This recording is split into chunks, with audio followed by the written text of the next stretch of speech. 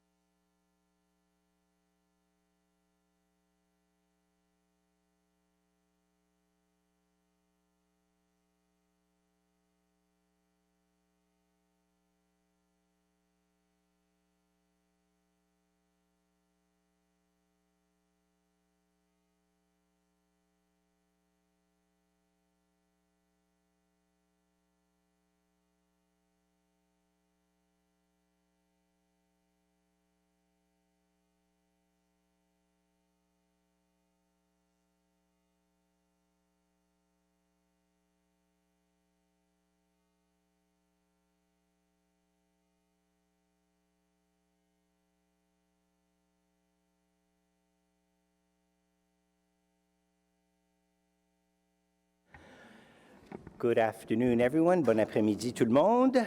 Welcome to the Audit Committee meeting for Thursday, July 4th. Bienvenue au Comité de vérification pour le 4 juillet. All members are here.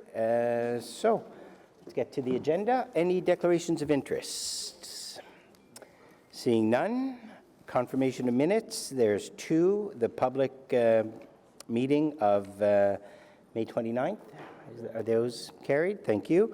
And the confidential minutes that you will have received on the pink sheets, are they carried? Yep. Thank you very much. Merci. And so, yes, please.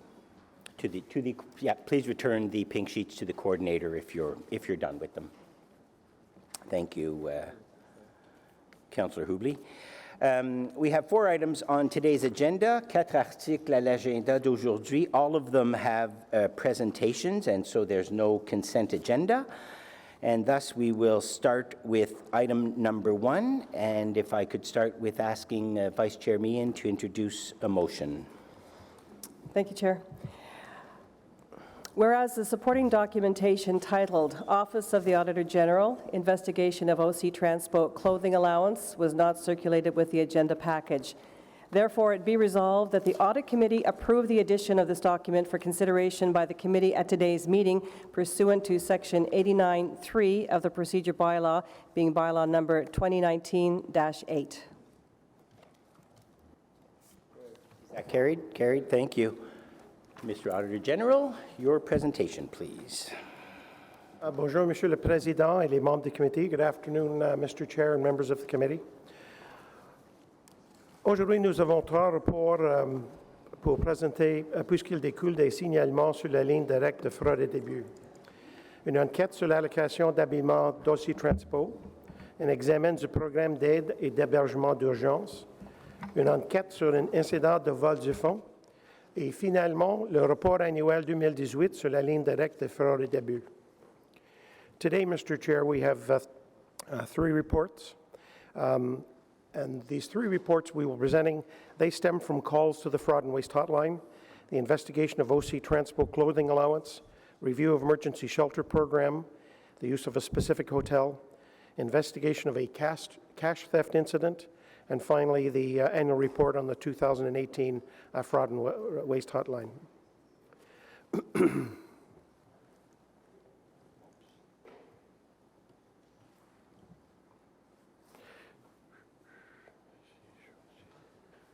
This is not working. If you got there. Just a second, Mr. Chair. I'm going to make sure that. Just so members of the committee know, the presentation will go through the first item, which is investigation of OC Transpo clothing allowance in the presentation. Then we'll stop, ask your questions, and then we'll go on. We'll accept or we'll receive the report and then go on to the second item. Okay. Merci, Monsieur le Président. L'allocation ou l'habillement est un avantage négocié dans la convention collective conclue avec les 3 syndicats de la Ville. Les relations avec chacun des syndicats sont régies par une convention collective distincte. On entend par carte payée les cartes prépayées de Marks, aussi appelées cartes Cadieux, qui sont provisionnées selon des soldes préétablis et qui ont été distribuées parmi certains employés d'OC Transport. M. Ed Miner, vérificateur général adjoint, présentera cet rapport. Mr. Ed Miner, Deputy Auditor General, will present this report. Thank you, Mr. Chair. This report is the investigation of the OC Transpo clothing allowance, and these concerns were raised through a fraud and waste hotline report. And the concerns related to three parts. First was that there was a clothing allowance that was being distributed, and it should have been a taxable benefit. That the eligibility of employees receiving the clothing allowance was in question, as well as questions over controls over the distribution of the prepaid cards. Now, as a bit of background on this, the clothing allowance is a negotiated benefit under agreements with 3 unions. And as you know, relations with each union are governed by separate collective agreements. And so when the fraud and waste hotline report came in, the practice at OC Transpo was to provide this clothing allowance via prepaid cards. And by prepaid cards, we're referring to Mark's prepaid cards, also known as sometimes gift cards, but they're cards with a predetermined balance that can be used to purchase items at the Mark stores. And they were intended to be redeemed towards the purchase of work-related clothing and/or safety shoes or boots. And although they're in the agreements, they're referred to as purchasing cards. Just want to make it clear, we're not talking about the city's purchasing cards, which are actually credit cards that the staff use. These were, again, these were purchasing cards that were from Marks that were meant to go there.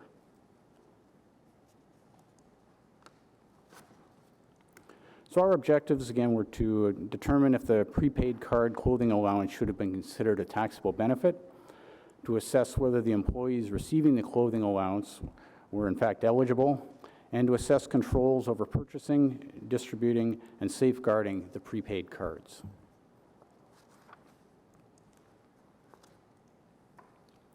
The allegations raised in the fraud and waste report came in March of 2018, and at that time, as I mentioned, OC Transpo was distributing the prepaid cards to employees to redeem their clothing allowance. Since that time, in October of 2018, OC Transpo discontinued the use of the prepaid cards, and so now they actually are paid by cash through payroll as part of their pay. And therefore, our scope was expanded to 2019 so we could test the new process for employees to make sure that those employees who received the clothing allowance in 2019 were indeed eligible.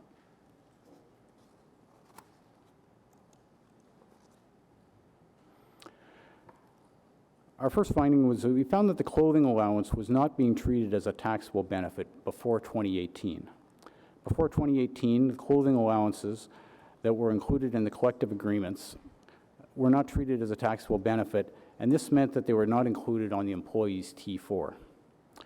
We reviewed the tax implications in 2018, and we concluded that some of the amounts that were distributed very likely should have been treated as a taxable benefit.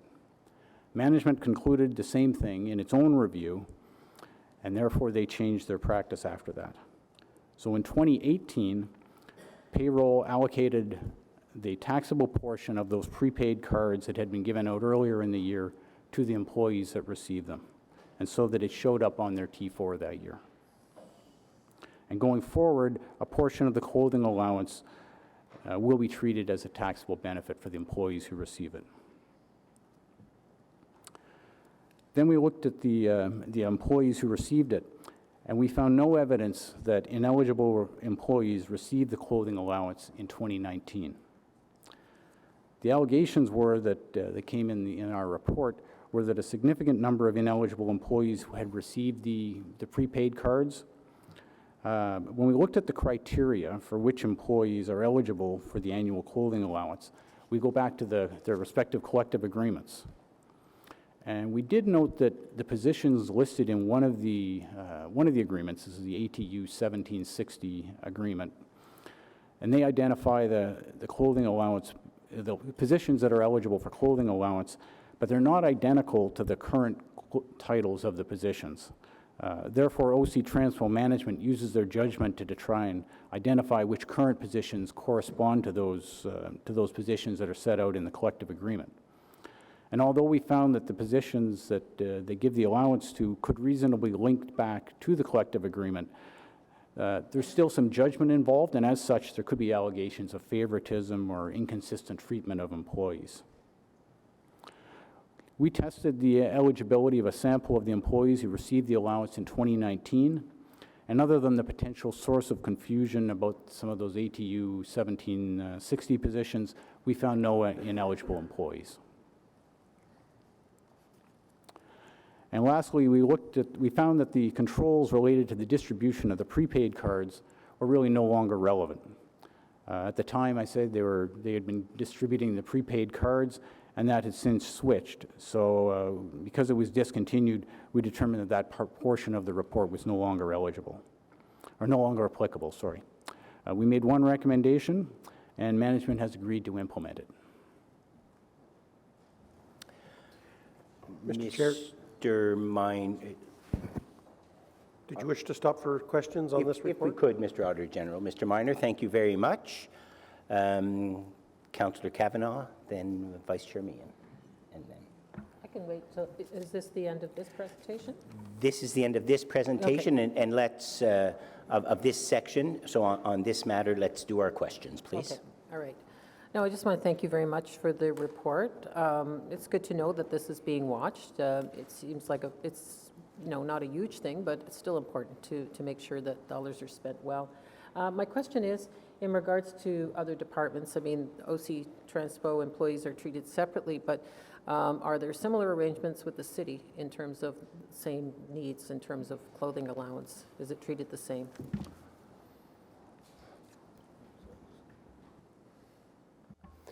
Mr. Chair, through you, there are some similar arrangements with other unions, similar benefits, and there are different practices in different places.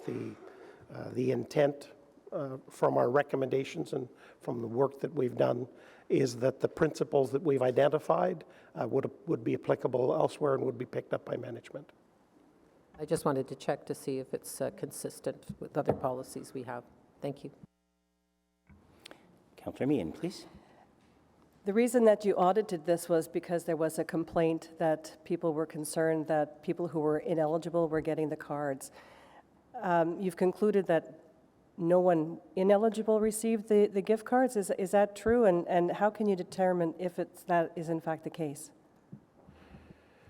Mr. Chair, through you to the councillor, you're right. The allegation was that the control over the cards wasn't adequate, that there were individuals who weren't eligible who were receiving the cards, and that there was favoritism being shown by the individuals who were distributing the cards.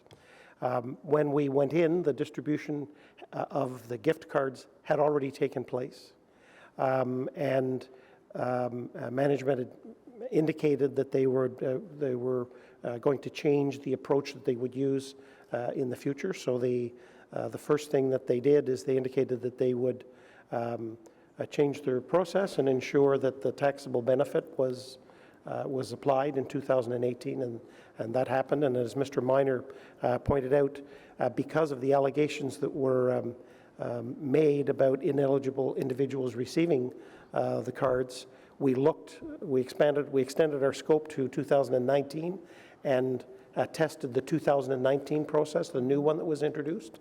And other than the confusion around some of the job titles, we found no indication that ineligible individuals received gift cards, received this payment in 2019. But because of the controls or lack thereof of the previous process, it wasn't possible for us to audit it and say one way or the other whether ineligible employees received gift cards. Is there any way Is there any requirement at all for the employee who receives a gift card to verify that the money was spent actually on clothing for work? Mr. Chair, our understanding is that this is a negotiated benefit within the contract, and it's a fixed amount. And there's So- no requirement for the individual to prove that they spent more or less than that amount on boots and work apparel or safety apparel. So he or she could receive the gift card, but if it was spent on their family, that's perfectly allowable. I would have to agree that that's possible. It's a fixed amount that is negotiated in the collective agreement. And- Negotiated and stated in the collective agreement. I don't want to belabor it, but how much, I'm assuming this is for boots and a uniform, and is $450, does that cover it, or is that more than cover it? You know, I know how much a pair of work boots cost, like $150 for a good pair. Mr. Chair, I would have to defer to the management, and I would also have to point out that in some instances, the work activity of some staff, their work is harder on their material, on their boots and their uniforms than it would be in other activities. So. Okay. Thank you, Mr. Hughes. Okay. Councillor El-Shantiri, did you? No? Councillor Hubley, please. Thank you, Mr. Chair. Just following up on Councillor Meehan's point, before we accidentally create an impression that OC Transport employees maybe are abusing this system, is it not part of the collective agreement that the clothing allowance is good for, I think, 2 years? If their shirts get ruined, for example, and have to buy more, they do that at their own expense. Is that not correct? They're not issued extra cards. If their uniform gets ruined or whatever, it's on them after this. Is that not correct? Or is that better off going to staff if you don't know the You answer? can double check with Mr. Manconi, I'm not sure if, but my understanding is certainly that yeah, they have certain responsibility for work clothing, and I say if the clothing gets torn, it's up to them to replace it. Part of the benefit is for work clothing, part of it is for safety equipment, like boots. And is it not a requirement of their job that they have steel-toed boots, for example, in some jobs, and wear their uniform? So it's not a matter of getting a gift card and then giving it to their family, as some may think. Correct? That's certainly my understanding, yes. They have to pay for it. Okay. And from a taxpayer perspective, would it not be more expensive if, like, some operations have a shop within the garage or whatever that keep all the uniforms in various sizes, and you go there and you get your shirt? Would that not be a whole lot more expensive for the OC Transport operation than to go this way? Mr. Chair, good question on the part of the councillor. It's my understanding that there were, in the past, there were stores, and that this was chosen as a less expensive alternative. Thank you, Mr. Chair. Thank you, Mr. Auditor General. Thank you. Follow-up, Councillor Meehan? I didn't want to leave the impression that I was suggesting that there was any untoward spending or anything that the employees are up to. It's just pointing out some of the loopholes or some of the gaps in validation. That's all. Thank you. Councillor El-Shantiri. To the Deputy Auditor, with this issue, you close the loop on it, basically. Now we're done. Is that fair to say? Yeah, Because there's been change of practice and all this. Yeah, change the Okay. practice, but our only recommendation was Yes. to clarify the wording, if they can, in the collective agreement, so the positions, just on clarification, and that's, otherwise, yes, this closes the loop on this issue, in our mind. Reading, if we go through the report and reading your comments, so this issue been dealt with and been moved on from it because there's some new process in place, so that doesn't happen again. Okay. Correct. Thank you, Mr. Chair. Thank you, Councillor. I have a couple of questions. Just a precision. Mr. Manconi, maybe you're the one to answer this. Are these items for logoed, OC Transpo logoed items, or are they work clothes that need to withstand working in the garage? Or? No, thank you, Mr. Chair. They're mandatory safety clothing that you need to wear to show up to work, and to be blunt, if you don't have the equipment, you're not getting paid that day. You get sent home. So there are no loopholes, there are no gaps. The Auditor General didn't find any gaps. We've got the validation list with payroll, and for this particular work unit, gone are the days where we have an expensive internal operation where you're managing stores operations and handing out work boots and so forth. So if you want to come in to work and get paid, you have to show up with your safety apparel, and this gets you that, and the cost of work boots are escalating, particularly insulated ones and so forth. So I know it sounds like a lot, but they have to be fully equipped. So just to be clear, this is not the OC Transpo uniforms that drivers are wearing that are logoed? No, that is the operation that Chair Hubley was talking about, where they have the shirts and so forth. That comes out of that operation was privatized years ago to drive the costs down and to put rigor into that process too by a third party. Thank you. Mr. Auditor General, while the program was discontinued and no ineligible employees received the cards, can you not comment on the control within OC Transpo as to how those cards were distributed? Did the amounts concur, the number of cards distributed concur with the number of employees on the payroll for that particular unit? Or Mr. Meyer, I apologize. Chair, we did do some preliminary work in that area, but again, when the process was changing, we stopped that work. So we didn't really come to a complete conclusion. We talked to some people, we got some sheets and had signatures on them, but we didn't try to do a detailed reconciliation of the cards that have been received and the value of them and the amount purchased. We didn't complete that work. Okay, thank you.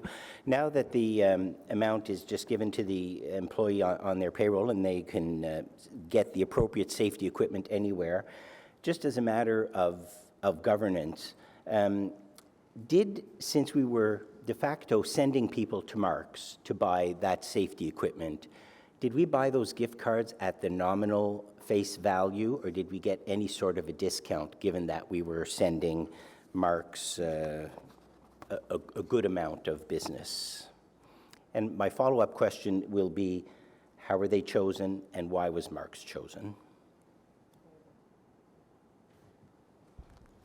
I don't know, predates me, but I can certainly find out and follow up with you, Chair. Thank you very much. And now the necessity of the nerdy accountant question. How is it that payroll in a corporation like the City of Ottawa did not realize that non-logoed clothing is a taxable benefit, and that we waited till 2018 to figure that out? I'm just looking to see if anybody from finance is here. I will say this, from my many years at this stuff, the tax rules change regularly, and there are interpretations that you have to make.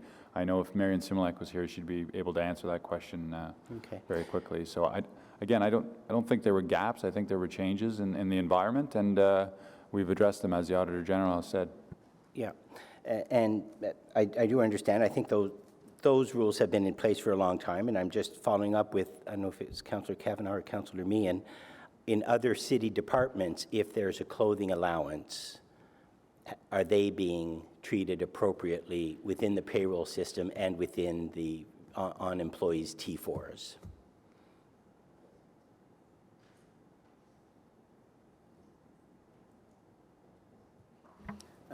Mr. Chair, the most obvious ones is clothing allowance would be our emergency services, and they have arrangements also that are built in their collective agreements, as the Auditor General said, in terms of how they receive their clothing. Some are on points, some are by value. Then there's all kinds of rules, and I don't have the familiarity off the top of my head, quite frankly, because I've been removed from a while. But it's something.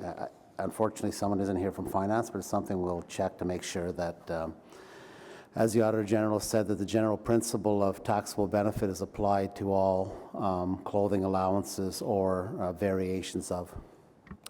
Thank you, Mr. City Manager. Seeing no more questions, is the Audit Committee receiving the investigation of the clothing allowance and recommend that Council consider and approve the report recommendations? Is that carried? Thank you. On to item number 2. I will ask Vice Chair Meehan to introduce her motion. Thank you, Chair. Whereas the supporting documentation titled Office of the Auditor General, Review of Emergency Shelter Program, Use of a Specific Hotel was not circulated with the agenda package. Therefore, it be resolved that the Audit Committee approve the addition of this document for consideration by the committee at today's meeting pursuant to Section 89(3) of the Procedure Bylaw, being Bylaw number 2019-8. Thank you very much. Merci. I will ask the Auditor General to continue with the presentation, please. Merci, Monsieur le Président.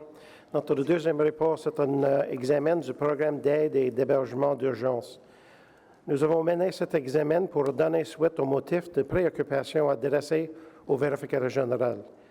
Ces motifs de préoccupation se rapportaient expressivement à ces propriétés résidentielles offertes par une fourniture de refuge d'urgence.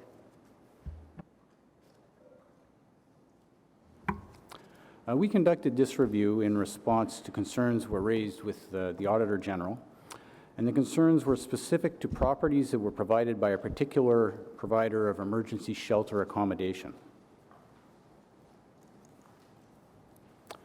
The objectives of our review were to assess the concerns that were raised and assess compliance with legislation, bylaws, policies, and procedures.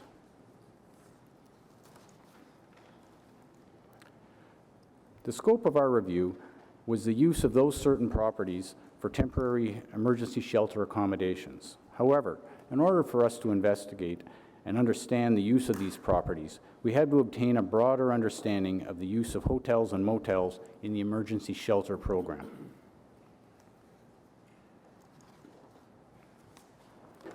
To provide some background on these areas, hotels and motels are used primarily for families as opposed to for single individuals. The city has only one shelter for families, and it's located on Carling Avenue. I'm not sure if the councillors will recall that there used to be another one, but the Forward Family Shelter closed its doors in February of 2019.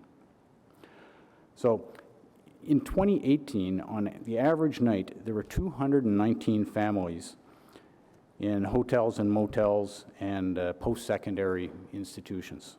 We called these the off-site placements.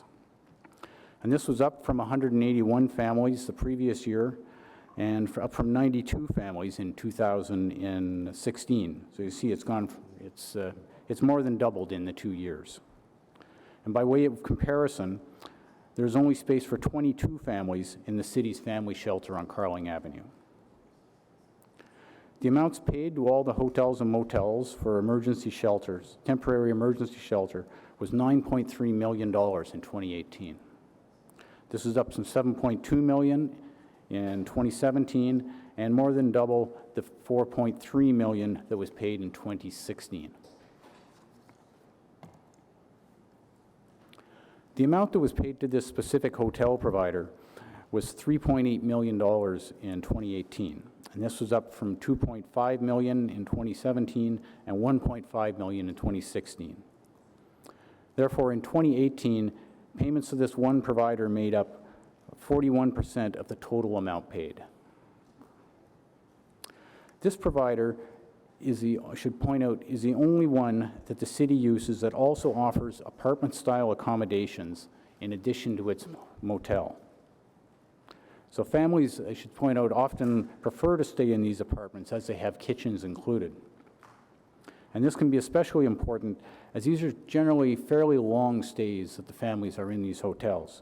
In 2018, the average family in these emergency shelter hotel motels was there for 4 months.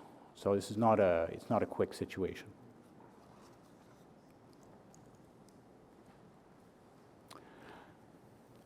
Our first finding in this area was that in light of the increasing cost, we looked at the city's plan and strategies to address the situation. We found that the city does have a medium to long-term strategy, and it's implemented a number of measures to reduce the demand for and increase the supply of emergency shelter spaces. These measures include negotiations with a community partner to expand capacity for families. However, further strategic efforts are needed as the use of motels and hotels continued to grow in 2018, and this is a very expensive option compared to other alternatives. We also found the process for adding new hotels to the city's list of hotel providers was not based on a competitive process. I should point out that a competitive process is not required under the delegation of authority bylaw. The way it worked is that Housing Services put together a hotel working group to do outreach to local hotels and motels, and then interested hotels and motels that met the city's requirements, which did include a rate range, were added to the city's list of providers, and then a new letter of agreement was executed with them. Should also point out that some hotels and motels will provide temporary accommodation services to the city, but they choose not to sign a letter of agreement with the city due to some of the clauses that are required in that agreement. The OAG reached out to 3 other municipalities to get an idea of what their processes were like. We found that 2 of the municipalities had used an RFP process, one of which was to procure hotels for services such as this, and the other was to procure a third-party service provider who in turn would oversee placement processes, which included procuring hotels. So one of which was directly applicable, one of which was somewhat applicable, and the other did not use an RFP process. We found that we observed no bias towards the selected hotel provider in the hotel placement process. So each household or family requiring placement is dealt with on a case-by-case basis, and they're placed depending on their specific needs and then hotel availability. So when space was available, the city-owned or community shelters were given properly given priority over hotels when placing households. However, we note that, again, there were only 22 spaces in the Carling shelter, so that was usually full, but when it wasn't, it was filled up right away. We found the rates charged by the specific hotel provider for hotel rooms were competitive when compared with the city's agreed rates with similar hotels. But again, the specific hotel provider is the only one that also offers residential properties, as in apartments. And the specific hotel provider, should point out, charges the same rates for apartments as they do for their hotel rooms.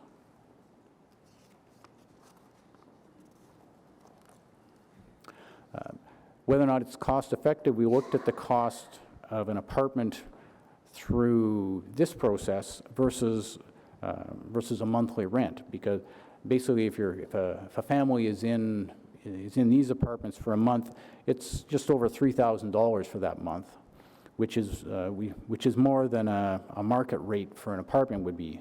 However, the market rate is only available if you commit to a lease, and so that puts us into a different situation.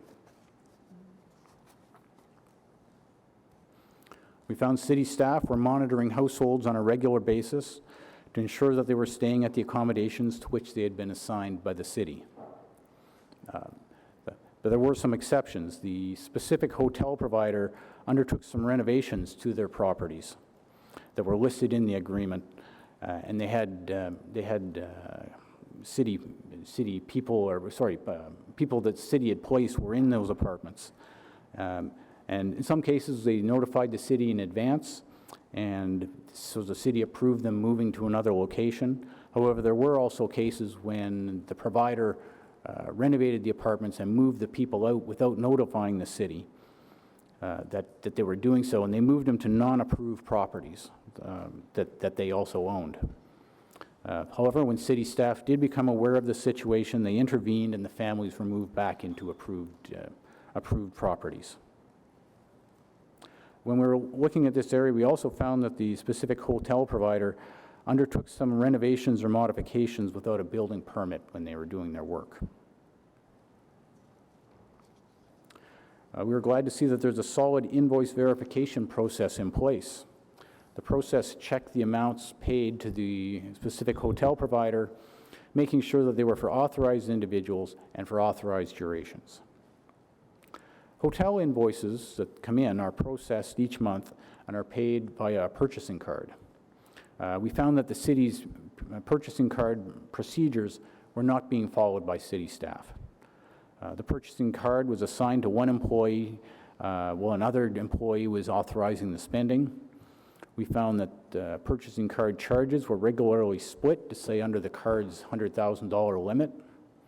And we also found that the financial services unit was not reviewing the purchasing card reconciliations that were prepared by housing services, which is one of the things they're supposed to be doing. We found the city's agreement with the specific hotel provider.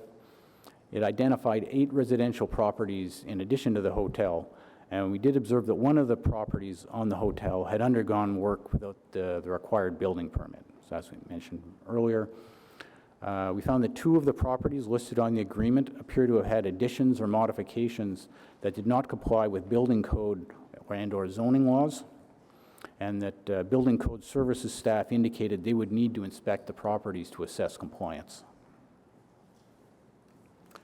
And lastly, we looked at the property taxes for the non-hotel properties, and we noted they were calculated based on a residential use, and the current arrangement with the city for those properties suggests a possible commercial use.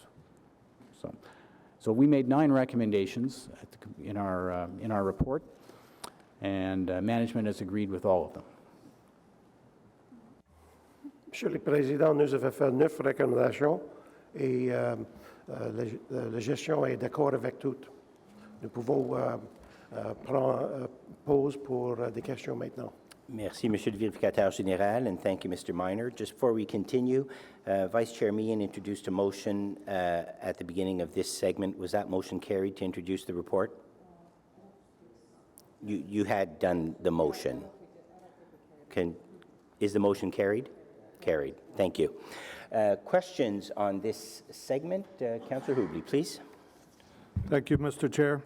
A couple of questions to the audit, and thank you for getting back to us quickly with this one, too.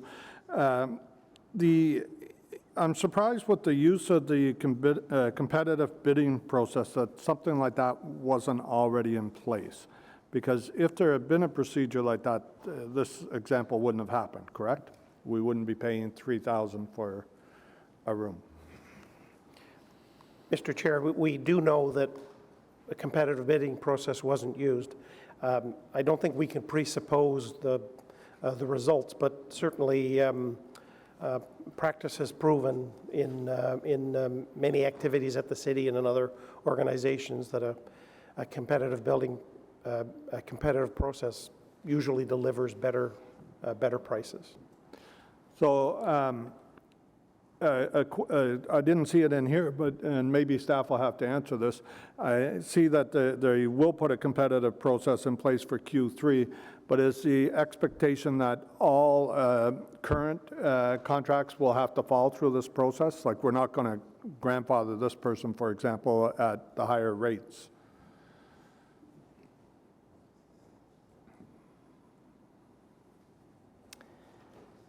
Welcome, Ms. Van Busker. Good afternoon, Mr. Chair. We will be launching a competitive RFP process this month, and nobody will be grandfathered. Everybody that we currently have letters of agreement with will be expected to apply to the RFP. Will part of that process, while we have you here, will part of that process be, as pointed out in the audit here, it doesn't look like there was building permits issued for the work done on that case. You know, if somebody's getting money from the city to provide a service, I would hope that they're following all the rules at the city. So will that be included? Mr. Chair, yes, we agree with the recommendation that was in the audit, and we'll be working closely with Building Code Services when we sign new agreements to make sure that all the properties or hotels and motels comply with applicable building code regulations, fire safety, etc. Okay, thank you, Mr. Chair. Thank you. Thank you, Councillor Hubley. Councillor Kavanagh, please.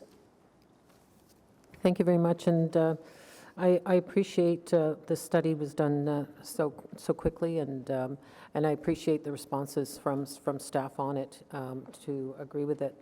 I'm glad to, Councillor Hubie asked a question about the competitive process, because it was mentioned that the other municipalities have done that.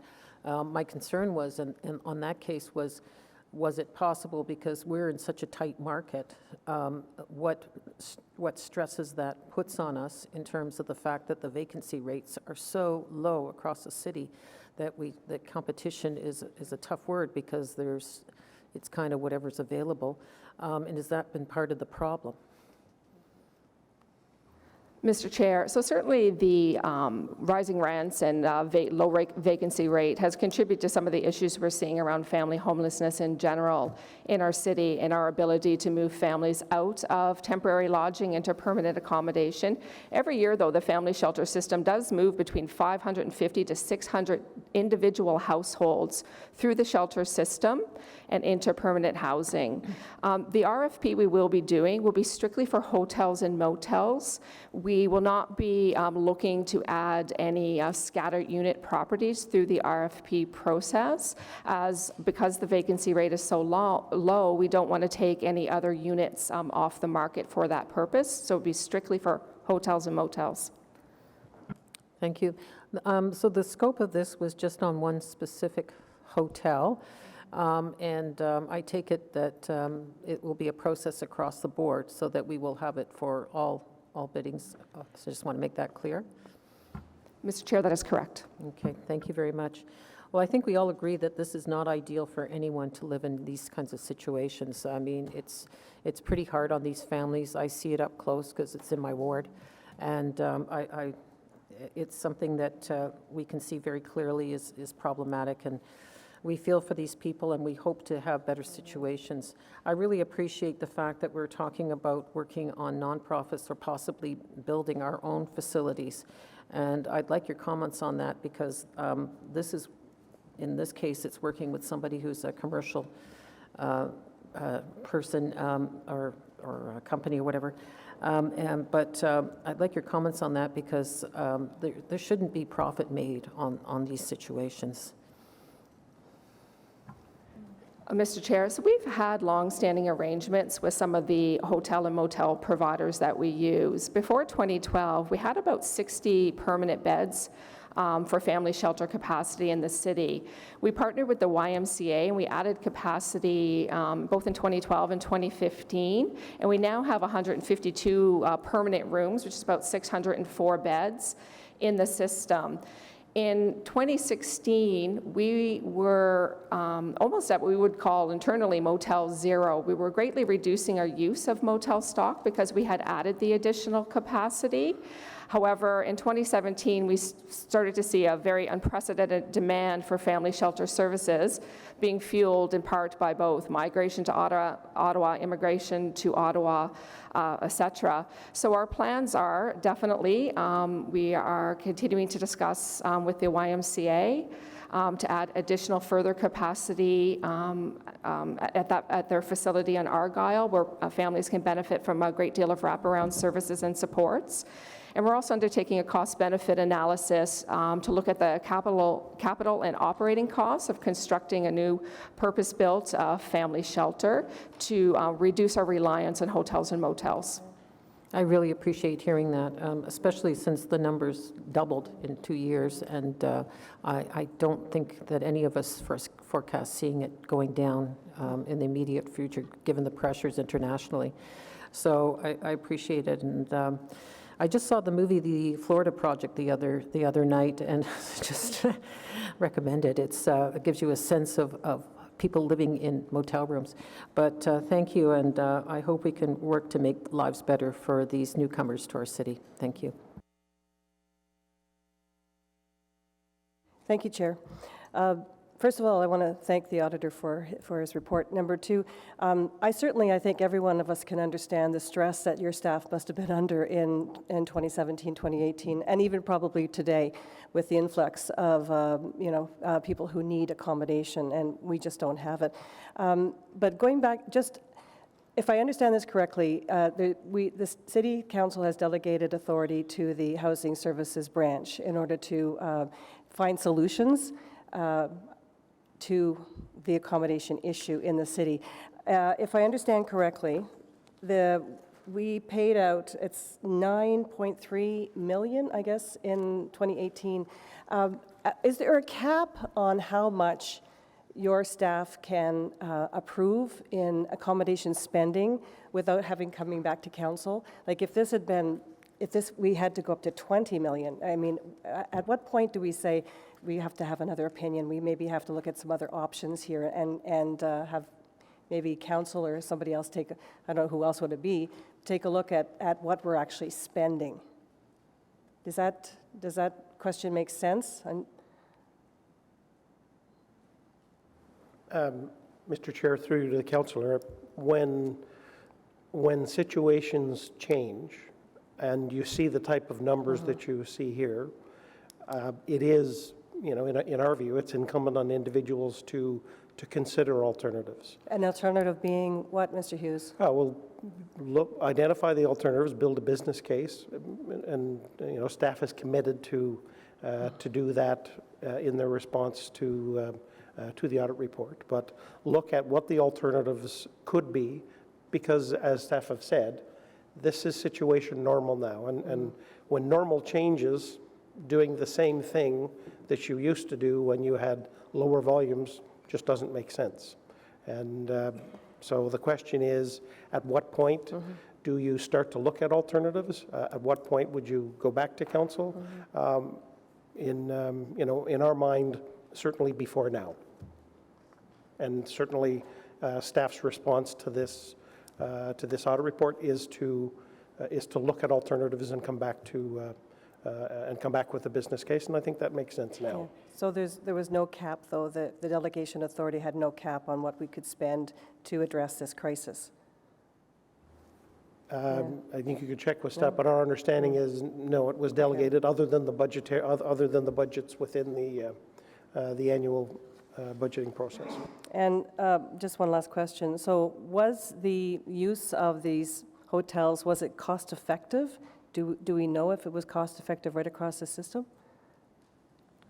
Mr. Chair, we started to use the scattered properties because there was a need where we started to see larger families, and with larger families, we actually have to use 2 hotel rooms. We were having difficulty within our current stock finding 2 hotel rooms that were side by side. So by using these scattered properties, we were able to effectively respond, to put families in a better situation where they had, you know, cooking facilities and that within the unit. So it was a better situation for the families, and it was also saving the City of Ottawa taxpayer money. Are they still in some of these accommodations? Are we still paying that, in some cases, $3,000 a month for a family? So we are currently have reduced, so we've returned, as was our intention, some of the scattered units back to the rental market. We were in 8 buildings with 41 units. We're now in 3 buildings. Well, they're all attached. We consider them almost one building with 24 units. And we will continue through attrition to reduce the use of those properties also and return them back to the rental market. And how much per month are we paying for those? So we would be paying in and around $3,000 per month. If I may add, Mr. Chair, through the RFP process that we will be launching, we will be also looking for discounted rates for longer-term stays. Okay, thank you very much. Thank you. Councillor Hubley had a follow-up. Thank you, Mr. Chair. Just on that last point, when you said you're paying $3,000, is that per family or per building? You were talking about 3 buildings there. It's per unit, $3,000 per unit. Okay. The trigger to, like when I look at the report here and see the differences from 2015 to 2018, I think most people recognize that that's refugees or immigrants that come in after the Prime Minister's tweet saying, come to Canada and we'll take care of you. The federal government was asked to contribute to pay the share for the people in that class. are we getting that money to cover those years? I know there's been some announcements, but I don't think it's these numbers.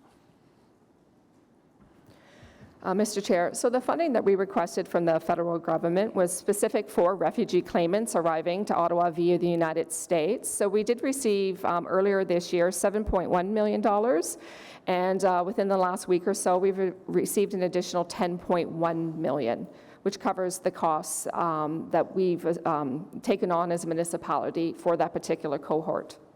And is there agreement to pay forward? Because as you're saying, these people are still in these units, creating this higher than normal demand. Mr. Chair, I think the federal government is very open to continuing negotiations as we move forward through the year. Okay, thank you. Thank you, Mr. Chair. Thank you. Like most people, one of the first questions I wanted to ask is when we're paying this kind of money is why didn't we just put this in directly into permanent housing for people rather than temporary? And the answer I was given was that it was tagged that it must be used for this purpose based on provincial funding. Is that correct? So, Mr. Chair, the funding we receive from the provincial government that's invested in emergency shelter solutions is part of a broader envelope called the Community Homelessness Prevention Initiative funding. We receive $37.6 million from the province, which is invested in a variety of emergency shelter solutions, homelessness prevention, supportive housing, and other homelessness services. So it's very targeted. It can only be used for those specific purposes. So we can't take that money, that funding, and realign it to invest it in something like a rent supplement or a housing allowance. Okay, I just wanted to point that out because I think that's the question on everyone's mind, because when the whole reason that this was brought up was the fact that when they see that large amount of money being used, it just shocks people, and their first question is, why don't we put them in a permanent place, and it must be cheaper to do that. Has there been any conversations with the provincial government to have some flexibility on that? There's not, Mr. Chair, there's not currently conversations with the provincial government around the Community Homelessness Prevention Initiative funding. We are receiving or have received other pockets of funding from the provincial government, the new Ontario Priorities Housing Initiative funding, which will be investing in new development. There's another report we'll be bringing to Community and Protective Services Committee around another component. We are heavily investing in both housing allowances and rent supplements to try and move families out of the emergency shelter system into permanent housing. Every family that comes into the emergency shelter system is offered what we call a tiered housing allowance. So it's $250 for the head of household and $50 additional dollars, and that's for people to find housing of their choice in the private market, and it's portable. What we find is many of the families that come into the family shelter system are looking for the deep affordability that you find in community housing or social housing, where they're only paying 30% of their income. So we're definitely striking that balance between trying to incent people to move out of the shelter system through various provincial and local municipal housing allowances and rent supplement programs. But clearly, we don't have enough stock at the moment, so. That is correct. Thank you. Thank you. Seeing no other questions. First of all, Ms. Van Buskirk, thank you, and to the caseworkers that do incredible work in very difficult circumstances on the weekends at night in assisting new arrivals to our city in getting shelter, not accommodations, but shelter. With respect to implementing recommendation number 1, which you've agreed to, the business case to establish the capital operating costs for additional shelter space that hopefully costs less than $3,000 per month per family or per unit, what's the process on that? Will we see perhaps something this fall at budget? Will that go through CPS, Community Protective Services? Can you just give us a little bit of timeline, a little bit of process? Thank you, Mr. Chair. So right now, we have our refresh of our 10-year housing and homelessness plan that's underway. That's due to the province by the end of the year, and we'll be bringing that to Community and Protective Services Committee in Q1 of 2020. So I think we'll complete the business case and take that portion of it and include it in the refresh as one of the strategies that we'll undertake to reduce family homelessness here in the city. Does that incorporate the shelter system, the emergency, as opposed to homelessness, the emergency shelter system, which is, I think, where the nut of what we're talking about today? Certainly under the 10-year housing and homelessness plan refresh, we're looking at a variety of different strategies around how to create more affordable housing in the city, how to address the issues more broadly of homelessness in our city, not just specific to families, but also to singles. So it will be a broad approach with numerous strategies and tactics under the 10-year plan refresh that we will bring back to CPSC and Council. Okay. Couple of smaller questions. I was surprised to read on page 17 of the report, the insurance and workplace safety clauses were not included in some of the agreements. Why aren't they simply standard agreements that we have with suppliers where those clauses are de facto processed? Thank you, Mr. Chair. So Housing Service was initially intending to release an RFP for hotels and motels in 2015. And at that point in time, those requirements were to be included as just part of the general terms and conditions of that RFP we were due to release. We didn't release that RFP because in 2016, we were actually getting down to very little motel usage, and we felt that with some of the investments we were making in creating space with community partners, we actually wouldn't need to go ahead. After that, we didn't proceed ahead. It was an oversight that those were not then included in the agreements we subsequently updated. Okay, thank you. My last question, page 21, and thank you to the Auditor General who went to Peel and to Toronto to look at practices there and benchmarking there. And as councillor, and perhaps all of us, we've assisted callers in providing direction to the shelter system through your department, and some difficulties there. Some systems are automated. Why is ours not automated for, why is it phone calls and phone calls? And I know it's referred to here as a couple of phone calls. Sometimes it's more complex than that. Why is it not automated and it's automated elsewhere? Mr. Chair, so it is automated for all of the other community shelters and our family shelter in the city of Ottawa. We use a system called HIFIS, the Homelessness Individuals and Families Information System, where it's used really to book people in and out of shelters. It's where our billing originates from. One of the with the hotels and motels that we use, we're dissimilar to, say, a Toronto, as we don't take over the whole hotel and motel. We don't guarantee them business, nor do they guarantee us rooms. So I think, trying to introduce a computer system for them that's from the federal government, it's got a lot of privacy concerns around it, would not be doable. We may have one person staying in one hotel, for instance. And the difference is that in Peel or in Toronto, they have hotels that they don't own, but that are completely emergency, dedicated to emergency shelter. That is my understanding, yes. Okay. Thank you. Councillor El Shantiri. Just to follow up on the chair's question, and to our staff, is this more efficient way what Toronto and Peel doing versus what we are doing? Mind you, the stock sometimes is different, or the need are different. But is that something we should be looking at as from here on? Mr. Chair, it's not something that we've ever explored, taking over a whole hotel for that particular purpose, nor have we had a whole hotel that would have been interested and supplying their facility for that purpose. It's definitely something that we could examine moving forward as we look at the most cost-effective way to deliver family shelter services in the city.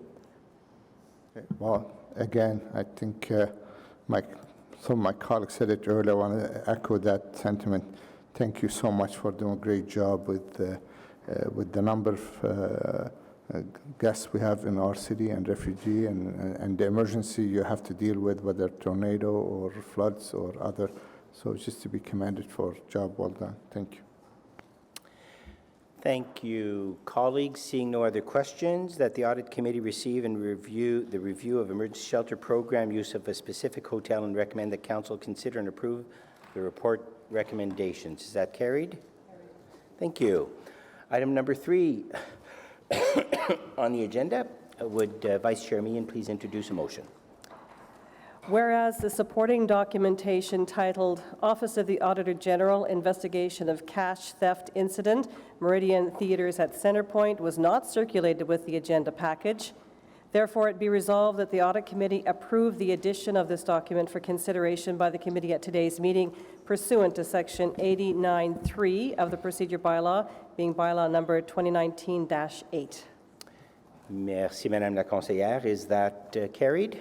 Carried. Thank you. Mr. AG or Mr. Minor?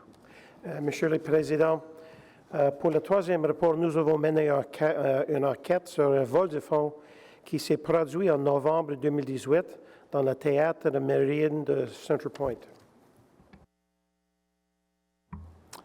Our third report this afternoon is an investigation into a cash theft incident that occurred in November of 2018 at the Meridian Theatre at Centrepoint.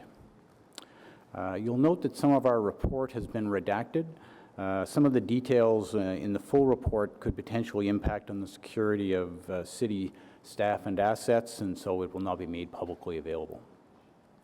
The cash, $1,360, was stolen from a drop safe that was located in an office area at the Meridian Theatre.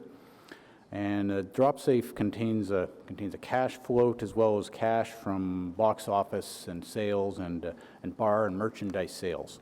Now, in case you're not familiar, this is what a drop safe looks like. So staff drop an item in at the top there, in the hole in the top, then they spin the big wheel and the item falls down into the body of the safe. And then if you have the combination, you can open the main door and you can get to the item. However, you can't access items in the body of the safe once you've turned them around. You can try to stick your hand in, but you're not going to get very far. So the main objective of our review or investigation was to determine who stole the money.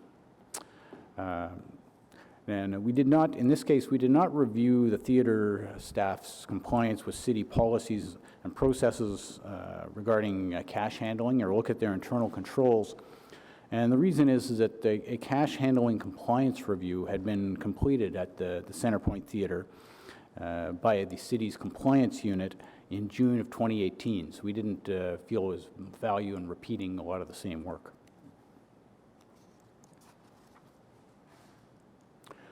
The results of our investigation, first off, was we were unable to identify the thief. The drop safe was located in an office area that was accessible to numerous staff and was not under camera surveillance at the time of the incident. 4 staff had the combination to the drop safe, and they were not required to document or log their access to the safe. And lastly, you can't tell by looking at the safe itself if the safe is closed but is not locked. So in a way, it's like your car door. You can tell when the door is closed, but you don't know if someone's actually locked it. So as a result, it would have been possible for anyone who had access to that area to open it and take the money out, and without someone knowing. The second result really was that there was an inadequate control over the safeguarding of cash in the drop safe, in that it was not under camera surveillance. At the time of the incident, it was located in an open office area, and employees, volunteers, and potentially others had access to the safe. and both management, the OAG, and the Ottawa Police all were unable to identify the thief who accessed the safe, and we can't even tell really exactly when the money went missing.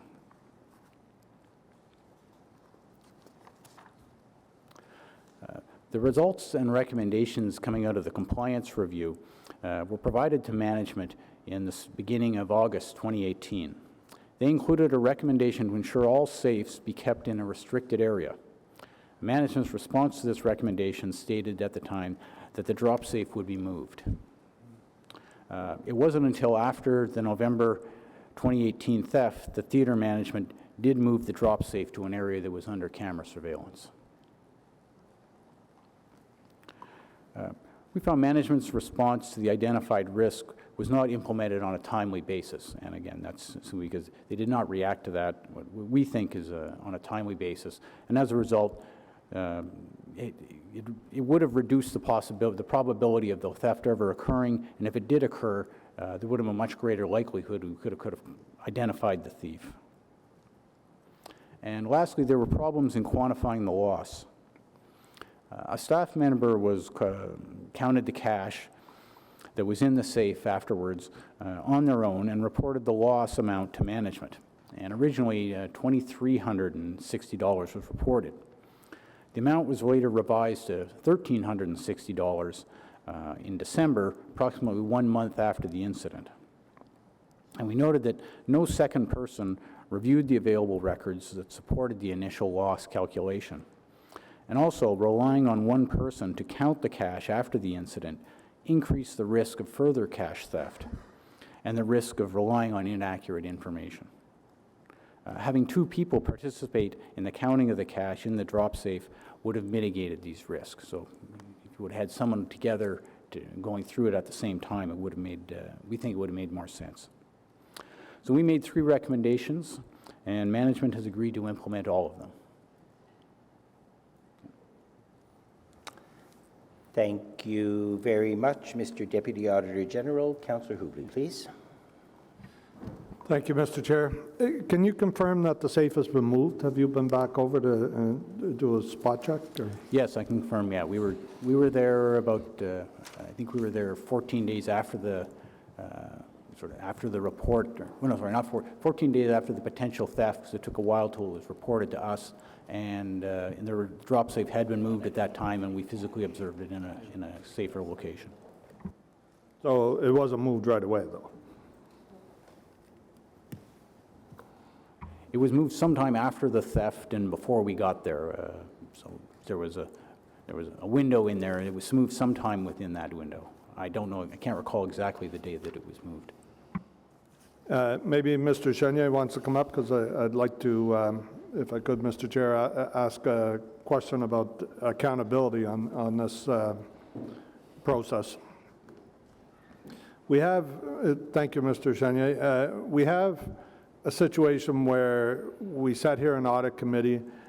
The AG made very helpful, in my view, recommendations that we move the safe in June.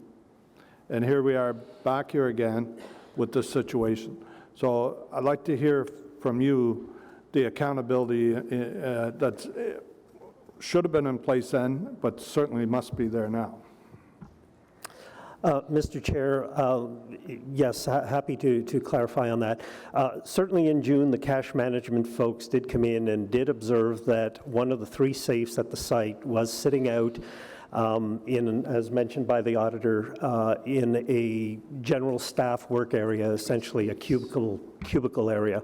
Like many city facilities that are older, these types of situations where safes are in locations that are not necessarily ideal from a security perspective. This was the case at Meridian.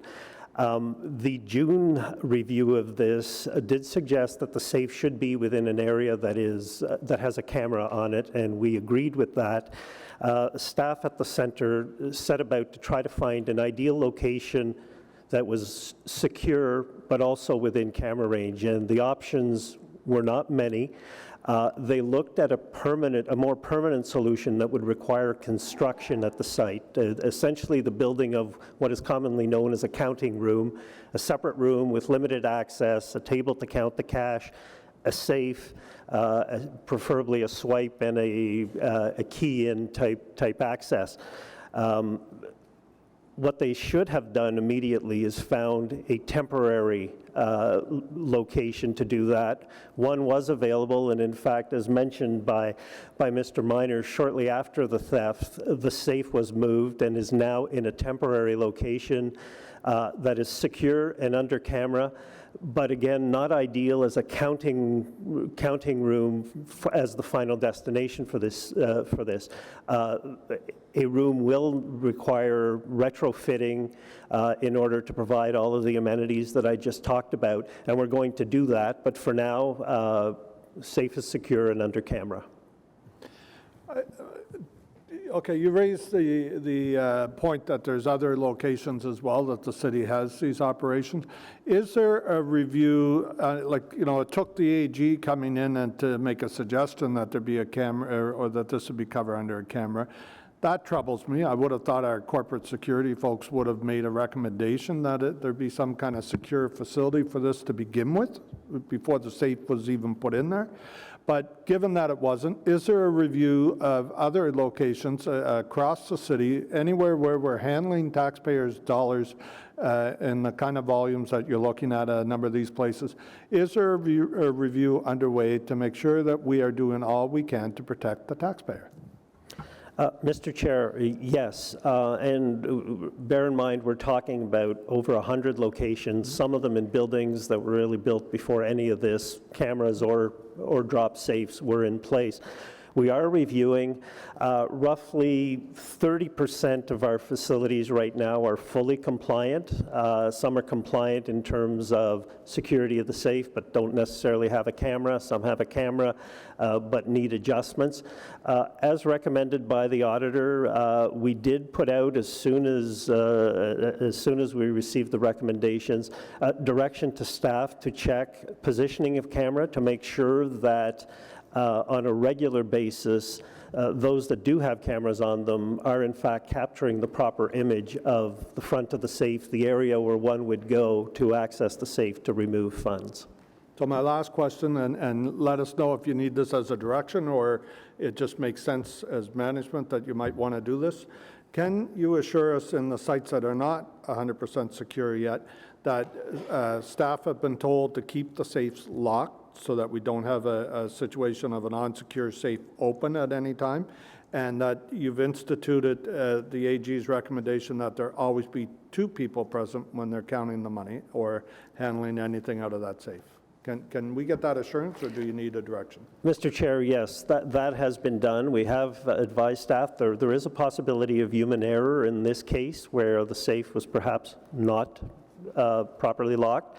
And so that has been issued to staff, as well as a directive that in the case where there is a significant cash discrepancy, and that could be theft, but it could be misplacement, or that, as recommended by the Auditor General, more than one person be involved in counting out and creating the reconciliation of the funds and documenting what is observed. So we have sent that out broadly to all our facilities, asking for compliance to these parameters.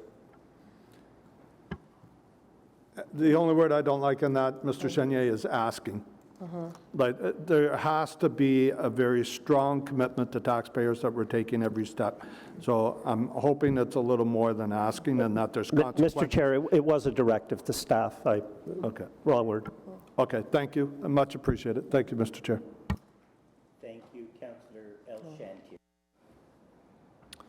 Thank you, Mr. Chair. And I heard the Deputy Auditor talk about police was involved, but as I look at the report, I don't see any police involved here. Did I miss something? Was the police called to this case, or was a police report about this? Yes, the police were involved in this, and they came and they reported back. They they did report back that they were closing the case, and in my understanding, it was for the same reason that there could have been quite a number of people. But it's not in your report, correct? Am I correct, or I miss it somewhere? I'll have to take a look at that more Okay, closely. sir. that's fine. I'm okay. But my question to our staff, we've seen this and obviously is dealt with, and have we considered not using cash anymore? A lot of places now, they have ATM, they have other way of payment than using cash. Is that something possible in those matters? Mr. Chair, we have not considered eliminating cash completely. Bear in mind that this is the theater with the front bar, concessions. Often promoters would have things for sale, those kinds of things. There is an ATM. There is the opportunity to take credit and debit, but we have not eliminated cash completely. And at this point, we have not considered that in any of our operations as a way forward. Well, I see the management agree with some of the recommendation, but I mean, you read through this, and I know we're talking about a small amount of number, but you wonder how could that been unmanaged. So, and that's why some places, in order to avoid all this process, they have a ticket purchase or just to eliminate the cash possibility, because we know whenever there's cash involved and there's going to be more staffing or more accountability in place, whereas you can eliminate that if let's see, even if the bar, but they can use the ticket from the staff, and those staff they deposit them. I'm not sure if there is a way just to reduce that number. Wherever possible, Chair, we are looking at doing that. For example, in our swimming pools, we encourage people to buy memberships so that they're not paying every time. But bear in mind that some of these are impulse purchases at the time. You go to the theater and you want a drink or you want something to eat. I think for now it would be very difficult from a customer service perspective to operate a theater or a swimming pool or a lot of our facilities on a no cash basis. We may evolve to that eventually, but presently I think we still receive probably a declining amount from cash, but it isn't zero yet, and I think we would get quite a bit of pushback from our clientele if we took that bold step and eliminated cash altogether. Okay, thank you, Mr. Chair. Thank you. Councillor Kavanaugh, please. Thank you very much. Thank you for the report. One of the biggest surprises to me was the recommendation 2, that asking about 2 staff be present at cash counts. I thought that was so obvious, and so, I was on the audit committee for school board, and probably one of the biggest headaches we had was those, bake sales and school funds that were collected cash and money went missing. And it was, due to the fact that, you're working with volunteers and things go missing, and they tarnish the reputation of the school sometimes because it was so problematic. But the recommendation was always that there's always, two people in front of cash. Is this not something that we do across the board everywhere, like that we have this recommendation? I assume you're not just making it for this particular incident, but that anything to do with cash, that 2 people be present. Mr. Chair, through to the council, I think the cash handling policy addresses the normal issues where it is recommended that 2 people handle cash. This is an extraordinary situation, and that's why we reminded staff to. We recommended staff to point out to staff that when the extraordinary situation occurs, for the protection of everyone, 2 people should be present when they count that. I appreciate that. I was hoping that is truly the policy across the city, because it's just so necessary and one of the simplest ways to prevent these problems. Thank you very much for the report. Thank you, Chair. Just following up, Mr. Chenier, you said 30%, well, just to back up. So if I can understand correctly, we have 100 services or that we deliver across the city that involve a safe because we're handling cash. Is that approximately right? or is Probably that- more than 100. It's Yeah. all our recreation facilities, complexes, museums. Most of those would, on a regular basis, take in cash, credit, multiple forms of payment. And have they ever, do we know if any of these have had losses in the past? Or is this unusual at the Meridian Theatre? It's relatively unusual at the Meridian Theatre and across the board to have, there are shortages and overages like any operation. Thefts are relatively unusual in our facility of cash because they are deposited in safes. Not all our facilities have cameras, and so when I said 30% would be fully compliant, not every city recreation or cultural building necessarily has a camera system in them. They would likely have a safe if they take in money, but often they are 1 or 2 room buildings that probably will not have a camera in the immediate future since the network has not expanded that broadly and probably doesn't have the capacity to. Of the large buildings, sportsplex, large recreation facilities, almost all of them now are fully compliant in that they have a safe and the safe is within the camera zone.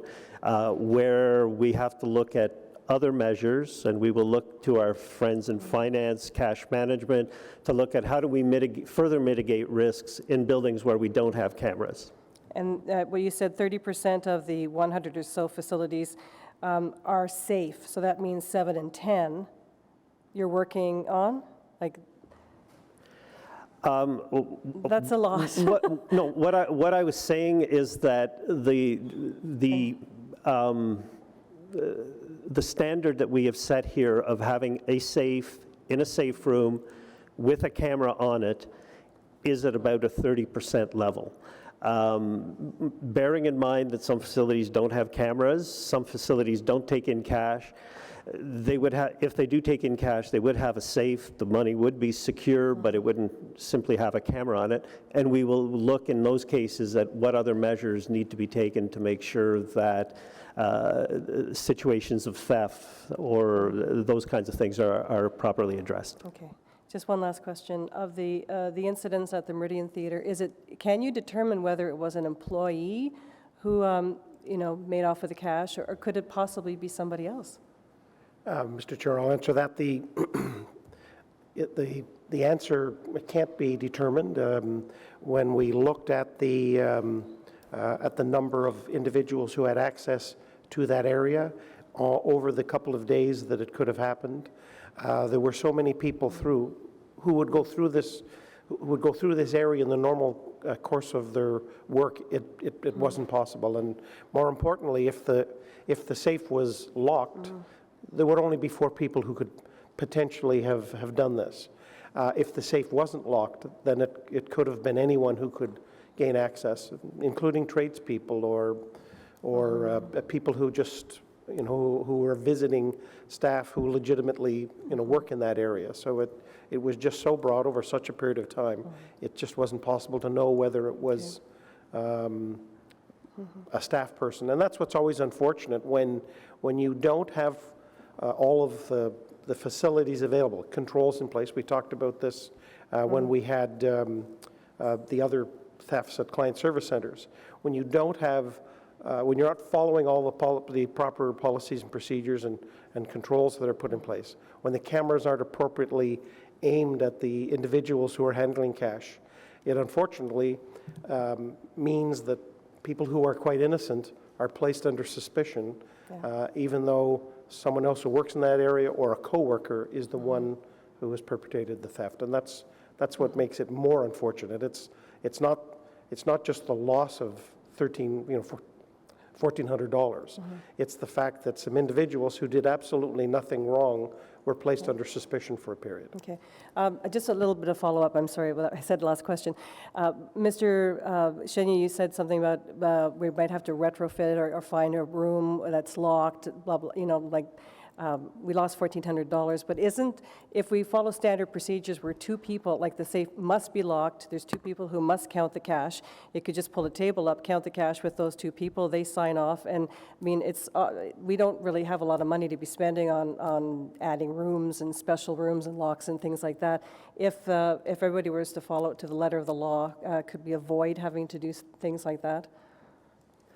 Mr. Chair, first let me clarify that there is double sign-off on regular deposits. So we're not, what we're talking about here is a situation where there wasn't a policy specific to when cash goes missing. And that's where we've instituted the double counting of the money that is missing, so the reconciliation. The reconciliation in normal times when money isn't missing at the end of every day or half day, as you will, depending on size of operations, should happen in a secure area, ideally where with limited access, a safe right on hand, and a camera so that it's all properly documented. At Meridian, that currently doesn't exist in that sense. We have identified a room that I believe was a kitchenette of some sort in the past, no longer in use. Our intent is to install a camera in that room, do a bit of millwork so that a table can go in there, and then only to have staff that actually need to be involved in cash reconciliation in that room.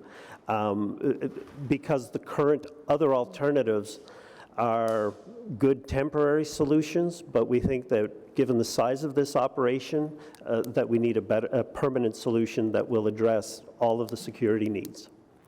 Okay, thank you for that. Thank you all. Just a few comments and questions, Mr. Chenier. You know, we've dealt with cash management issues at this committee before, at client service centers, and before June 2018, and it is very upsetting that after the cash compliance review of June 2018, that the safe was not moved. It certainly would have reduced the risk, might not have prevented this issue, but certainly would have reduced the risk. And what we have here, as was pointed out, $1,300 is a lot of money, but now we have employees who may still be under suspicion. You know, certainly from, if there were 4 employees that had access to the safe, if the safe was locked, and we don't know. And that's where the real loss is. And so I want you to make sure that you and your management teams in recreation and in all city departments that handle cash take that for the important issue that it is. It is the impact on our honest employees when something like this goes and it's unsolved. You said, Mr. Chenier, there's 3 safes at Meridian. Is that what I understood? That's correct. I did not know that. As part of the cash compliance review of June 2018, were there any recommendations for those other counting areas or safe areas? And my follow-up question is, have those recommendations been implemented? I don't believe so. The 2 safes, the 2 other safes are in front of cameras in a secure room. That is where the 3rd safe was subsequently moved after the theft. Okay. I won't ask why we need 2 safes in the same area. That's an operational issue, but there you go. Want to ask the Auditor General, your report says 4 people had the combination to the safe. Is that evening or in that period from November 6th to November 8th, or is that in total at the Meridian Theatre, 4 people that have access, the combination to the safe?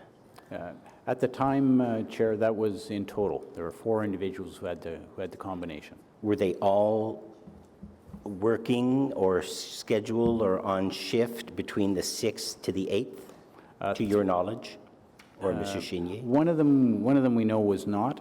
So it was really who was not understanding was not working at that time in the area. The other 3 were in the area. Whether or not they had access, specific, whether or not they came in through the door, can't guarantee all 3 of them did. It would not surprise me if they did, because they were working in that area. Okay. And the safe was in an area where, while it may or may not have been locked, one needed a swipe card access to enter that room. Is that correct? That is correct. It was an office area, if I were guessing, I'd say maybe about half the size of this room. Thank you. And so full of And cubicles. And those it was logs swipe were access. examined as part of the police investigation? Correct, and we reviewed them as well. By way of example, there were, on a given day, there were 170 swipes going in or out. So you didn't have to swipe to go out, but it would record the time of an exit, and then it recorded every entrance going in by whose card went in. So it was quite a number and quite a bit of activity. Okay. Thank you. Seeing no other questions, I would like to, let me get the wording. That the Audit Committee receive the investigation of cash theft incident Meridian Theatre at Centrepoint, recommends that Council consider and approve the report recommendations. Is that carried? Thank you. I would ask Councillor Kavanagh to introduce a motion for item number 4, please. Thank you. Whereas the supporting documentation titled Office of the Auditor General Report on Fraud and Waste Hotline was not circulated with the agenda package, therefore, be it resolved that the Audit Committee approve the addition of this document for consideration by the committee at today's meeting pursuant to Section 89.3 of the Procedure Bylaw, being Bylaw number 2019-8. Thank you very much. Is that carried? Thank you all. Mr. Auditor General or Mr. Deputy Auditor General? Monsieur le Président et les membres du comité, la politique en matière de fraude et des abus définit les responsabilités du vérificateur général et des personnels et des gestionnaires. Et chaque année, c'est le bureau de vérificateur général qui livre le rapport annuel sur les activités de la ligne directe de fraude et d'abus. Mr. Chair and members of the committee, the fraud and waste policy identifies the responsibility of the Office of the Auditor General, city staff, and managers. A fraud and waste hotline is a best practice for accountability and transparency. It's an important component of an organization that wishes to demonstrate and communicate and live with a high level of ethical practices. And the mere existence of this line and the success of this line is another indication that the city is accountable and transparent. I don't have to remind the committee that these reports have led to audits and investigative reviews in the past, and they form an important part of our planning for the annual work plan. Although not always quantifiable, these reports save money in the future and have led to the recovery of losses concerned. Remembering, and we've talked about this at this committee before, in any organization, in any village, in any company, in any municipality, there are 3 types of individuals. There are those individuals that will always do what they're told and will always act appropriately. There are those individuals that, when given an opportunity, will not act appropriately, will not follow rules, and will misbehave. And then there are those individuals that, if they think there's a possibility that they are not going to get caught, will misbehave. And it is the existence of lines like this and the communication to the public and to employees that ensure that those individuals who might fall into that last category, that they are made aware of a system that identifies misbehavior, if you will, and could lead to the possibility of them getting caught.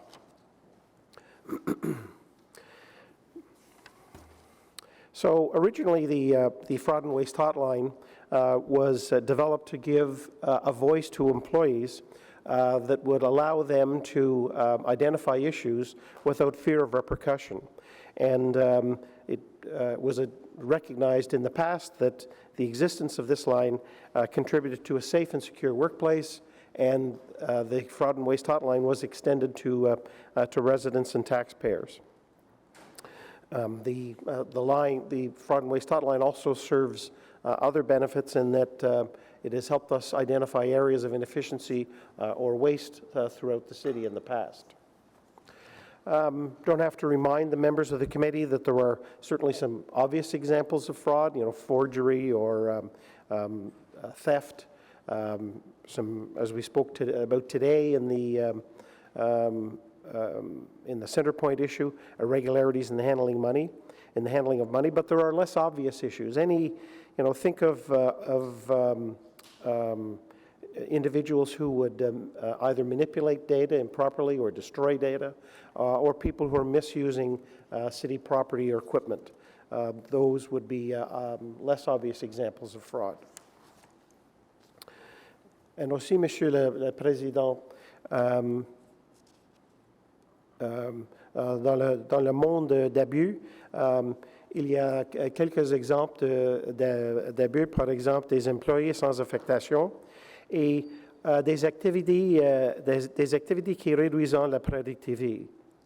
Cependant, l'abus vu au-delà de ces exemples. Tout ce qui nuit au bon fonctionnement du milieu de travail constitue de l'abus. Un superviseur, par exemple, qui est irrespectueux, l'intimidation de collègues ou des frictions de toutes sortes peuvent mener à des abus. In the workplace, there are obvious examples of abuse, and it could be where there's the overuse of resources. A number of years ago, we talked about the application of salt in an audit report. Individuals whether it be the employees or suppliers who are not following expectations. We talked about an example a couple of years ago when we tested asphalt provided by a supplier. They were delivering asphalt that didn't meet the city's expectations. And of course, there are also actions that reduce activity in the workplace, and they could be employees who haven't been assigned work. They could be a disrespectful supervisor or bullying or harassment that occurs in the workplace. Any of those activities can lead to waste. So the policy applies to all City of Ottawa employees except councillors and their staff, the police service, the public library staff, and I should point out that the public library has their own fraud and waste hotline that parallels ours, and if we receive a fraud and waste complaint for the public library, we provide that to the public library to review. And the Community Housing Corporation has introduced their own fraud and waste hotline that is also built in parallel to ours. Those reports don't come to us, but should we receive a report through our hotline that belongs to Community Housing Corporation, we send it off to them as well. So, le rôle de vérificateur général, pour nous, l'activité principale du bureau du vérificateur général selon l'année, l'administration de la ligne réclame environ 2 équivalents temps plein, soit approximativement un quart de notre ressource humaine. This is a significant activity for the Office of the Auditor General and certainly depends on the year. Generally, the administration consumes roughly 2 full-time equivalents, or just under a quarter of our staff resources. In addition to administering the hotline, we also provide the corporate expertise in fraud examination. There are currently 3 certified fraud examiners in the office, and there's one more seeking that certification. We receive all of the reports ourselves, and then we determine whether it's something that we will investigate ourselves or pass it on to management. And naturally, we liaise with the city solicitor where necessary, and before the police are contacted, there is a requirement within the policy that the city solicitor and the Auditor General communicate. So the roles and duties of staff are very clear within the policy. They are to report any violations of code of conduct or any fraud and waste that they examine, and they also have a role to play in investigation.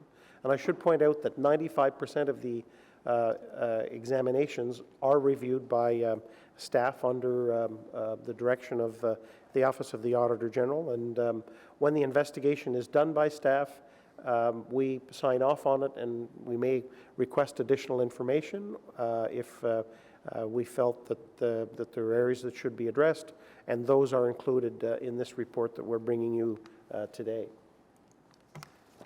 So the hotline is designed to be confidential and anonymous should the reporter wish to maintain their anonymity.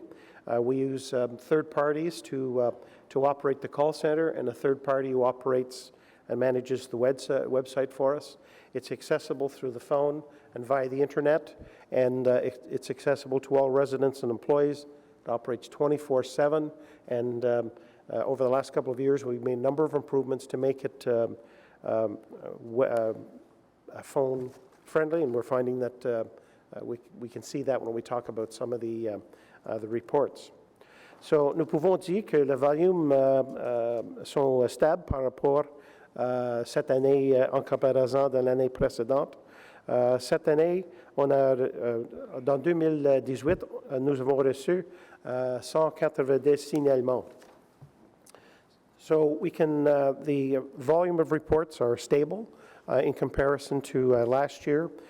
This year we received 109 reports, and you can see with the chart that there have been some peaks, but generally we're probably in a period of stability at this point in time. We've always said that every year that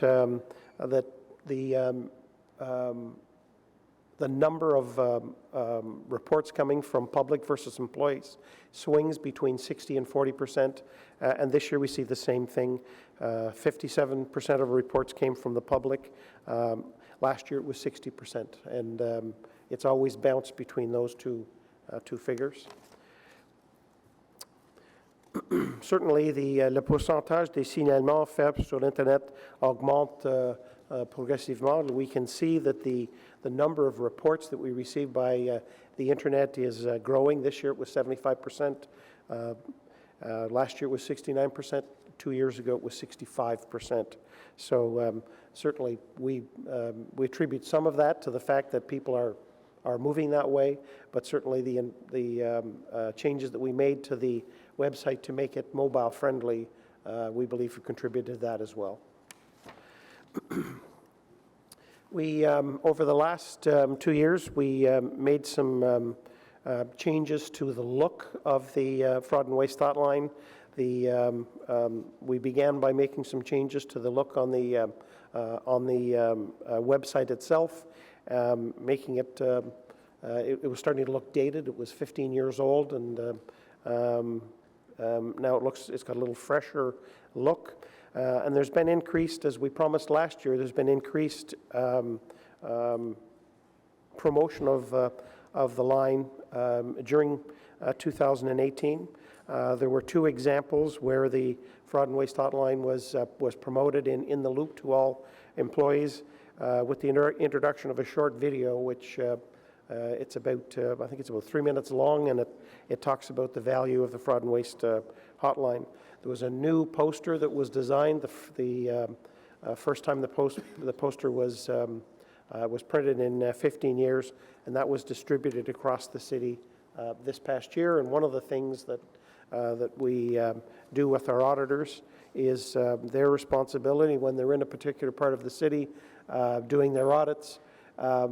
One of their responsibilities is to look to see that the posters are there. The committee will recall that when we talked about the incidents that happened at the long-term care facility, there was no reference at all within the facilities, any facility for the fraud and waste hotline, and we found that there was a very poor level of awareness on the part of staff about the fraud and waste hotline, and that's what led to the increased communications that was done in cooperation between management and the Office of the Auditor General.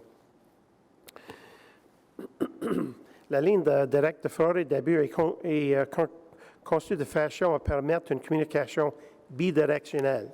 The fraud and waste hotline is designed to allow and to facilitate anonymous two-way communications, and that performs a number of functions. If we receive a report from an individual, and it's just obvious to us that there doesn't appear to be enough information to allow anyone to conduct an investigation, it allows us to ask a question of the reporter, and without disclosing that, the identity of the individual, that individual can either sign into the system, or if they've given the system their email, they can log into the system because they're given a unique password and ID, and they can see questions that we might ask or any refinement that we might see, which will make it easier for those doing the investigation. And you can see that this year again, about near 50% of the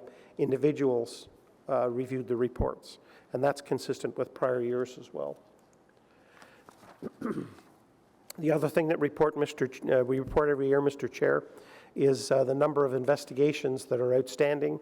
And you can see that as of the end of 2017, there were about 4 reports outstanding. And at the end of 2018, there's a small typo on that screen, I'm sorry. Oh, it's been corrected on the screen, but not on my document here. So as you can see, at the end of the year, there was about the same number of outstanding, which means that they're being investigated at the same rate that they're arriving, which is good. A number of years ago, at committee, we talked about identifying in greater detail the resolution of some of the reports after the investigation was completed.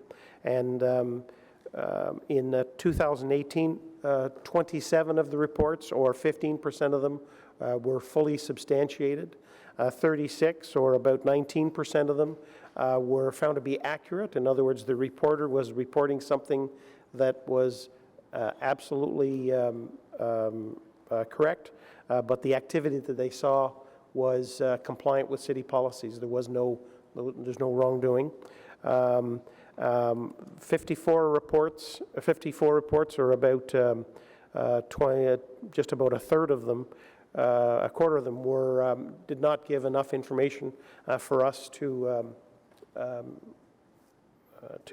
ensure that an investigation would complete. And in most of those, in almost all of those cases, those reports don't go any farther than our office. 53 were found to be not applicable, and those would be ones that we would send on to another organization, or ones that are being sent to us, and it's not. It might be something that applies to the federal government, for example. Fully 24 were found to be inaccurate, and I can tell you that the level of substantiation is a little bit higher than the industry average, which is 9 to 10%. We're seeing 15%. So what kind of items arose from the hotline, Mr. Chair? Nous n'entrons pas dans les détails concernant les cas réels, des allégations fondées, par exemple, qui ont été fermées en 2018. Des informations limitées pouvant être mises à disposition tout en protégeant la vie privée des individus sont détaillées dans le rapport. Mais I can, without going into too much detail, talk to you generally about some of the substantiated cases that we found. And of course, we do this to protect the identity of individuals in the report, and that would include the identity of the reporter and, in some cases, the identity of the perpetrator. So with that limitation, here are some of the substantiated reports that we closed last year.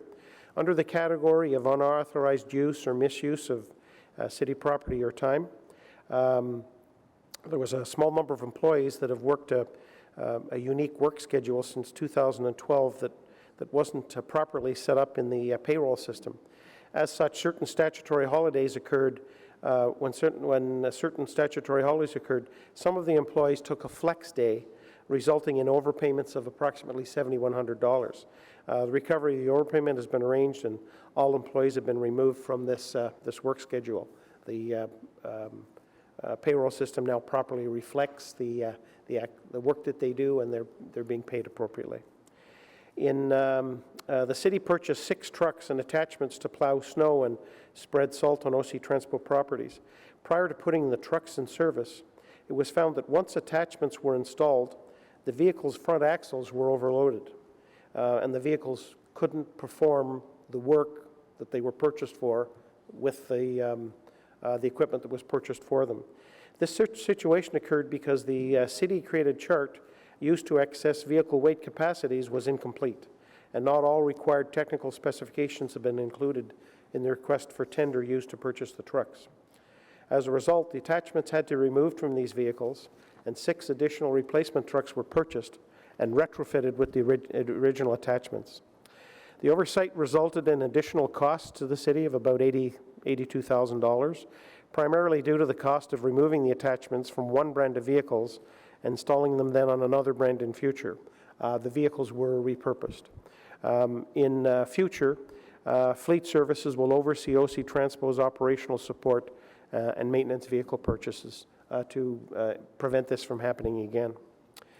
An employee was taking a city vehicle to their private residence without authorization, and as a result, the individual with their supervisor submitted a vehicle taxable benefit form, and the personal use of the vehicle is now added to the employee's T4s, increasing their personal income for the benefit of accessing a city vehicle. Under the category of violation of laws, regulations, policies, or procedures, a residential property owner was residing in their home without an occupancy permit. Building Code Services got involved and an outstanding inspection was performed and an occupancy permit was issued. Without an occupancy permit, the value of the property is understated on the tax rolls, and that individual is not paying their fair share of taxes. In another instance, because it's a property owner's responsibility to replace or install sewer service connections on private property and to have these connections inspected by city staff, a resident obtained valid permits for plumbing and road cut work to connect to the city's sanitary sewer system. 2 years later, the required inspections had not been done. The resident was directed to obtain the outstanding inspections, and depending on the circumstances and location, it might be an instance where the individual is not paying their fair share of the costs of the sewage treatment costs. There was an organization that wasn't registered as a nonprofit, and they received a subsidized rental rate. That was corrected in recreational services. In another department, a manager hired family members in contravention with city policies and procedures and in violation of the union agreement. A letter of warning was given to the manager, and refresher training was given to all supervisors in the area. Under the category of alcohol or drug abuse or other substance abuse, there was a case where 2 city employees were regularly smoking cannabis in a city vehicle during work hours. The 2 employees were terminated. But just for clarification, this incident occurred before cannabis legalization, but I can point out that the result would still have been the same. Under the category of theft, there are 5 instances of theft. An employee who processed cash receipts stole money on an ongoing basis. It's estimated that the loss was about $2,000. The employee resigned, and management initiated a review of controls in that area. In another instance, an employee committed theft of about $1,100. Once again, the employee resigned and agreed to repay the city. And should the former employee fail to pay the agreement, the matter will be referred to the Ottawa Police. Another employee did not apply the appropriate processing fees to a number of city documents for a period of 3 years and resulted in revenue losses of under $10,000. But because of other failures in their performance of duties, there was a further loss of another $600. The processes and controls in that area were changed, and because of an arbitration between the union and the city, the results of that arbitration are confidential. The City of Ottawa Superannuation Fund, this is for old employees of the former City of Ottawa, was not advised of the death of a pensioner, resulting in an $86,000 overpayment. A repayment schedule was agreed to and payments have commenced. If the agreed schedule is not respected, the City has the right to pursue legal action with the individual. The City of Ottawa Superannuation Fund has changed the processes, and the committee will remember that we added an audit of the City of Ottawa Superannuation Fund to our 2019 audit work plan. We are just in the processes of finishing that audit, and we'll be debriefing staff on that shortly, which means that you should see this later in the fall. One incident, a resident provided the city with 2 quotes to repair damages that were allegedly caused by a city vehicle to their property. There was some irregularity in the quotes that they submitted to the city. The claim was put on hold and the case was referred to the Ottawa Police. And finally, under the category of harm to people or potential harm to people, there was a number of cases that we've reported on previously, as well as some that we may have seen in the press. An employee committed criminal misconduct against a resident of a city's long-term care facility, and the employee was terminated. An employee verbally abused a resident at a city long-term care facility and was terminated. And then you'll recall the 3 separate reports that we presented to Audit Committee in 2018, the review of medication management, the investigation into the reporting of an incident at a City of Ottawa long-term care, and then a review of the city's practices for the procurement of commercial vehicles.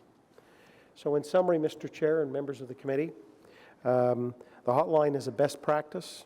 It's clear that it's still well received by the public and the staff.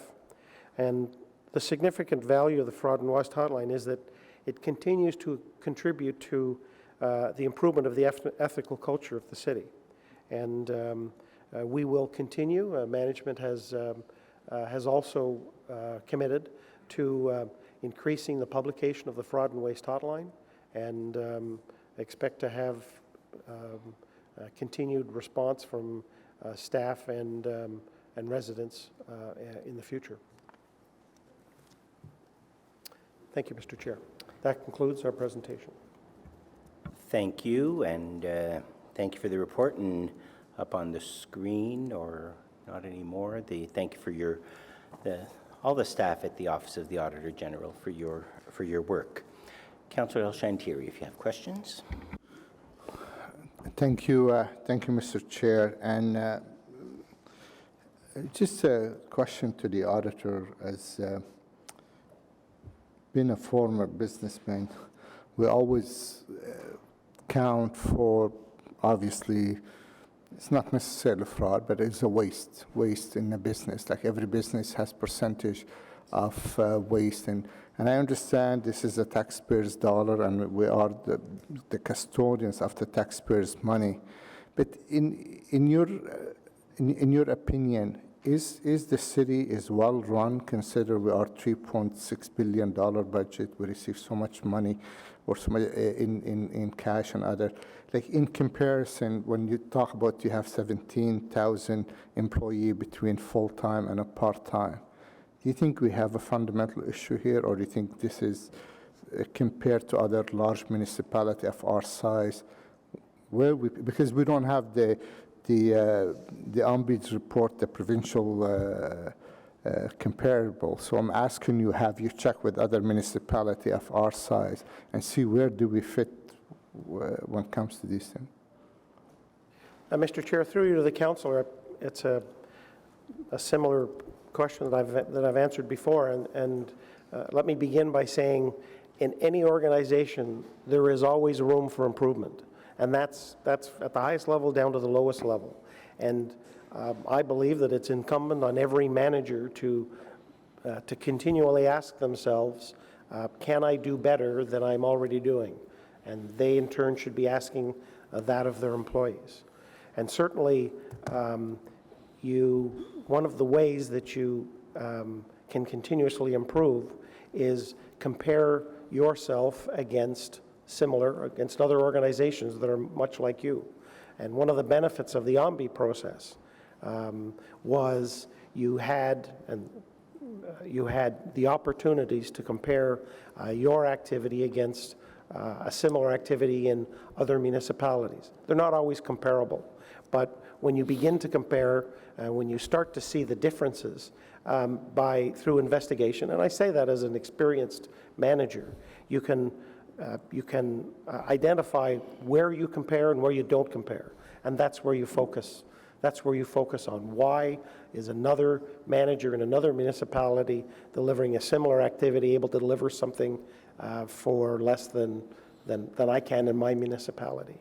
And in some cases, there are things that are available to them that aren't available to you. But by focusing on where the differences are, that's when you can become better.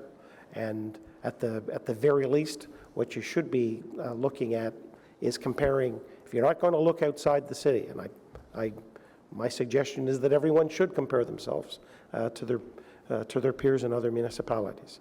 If you're not going to look outside the city, then constantly look at yourself, comparing yourself against your own activity and challenging yourself and your managers to see if you can do better.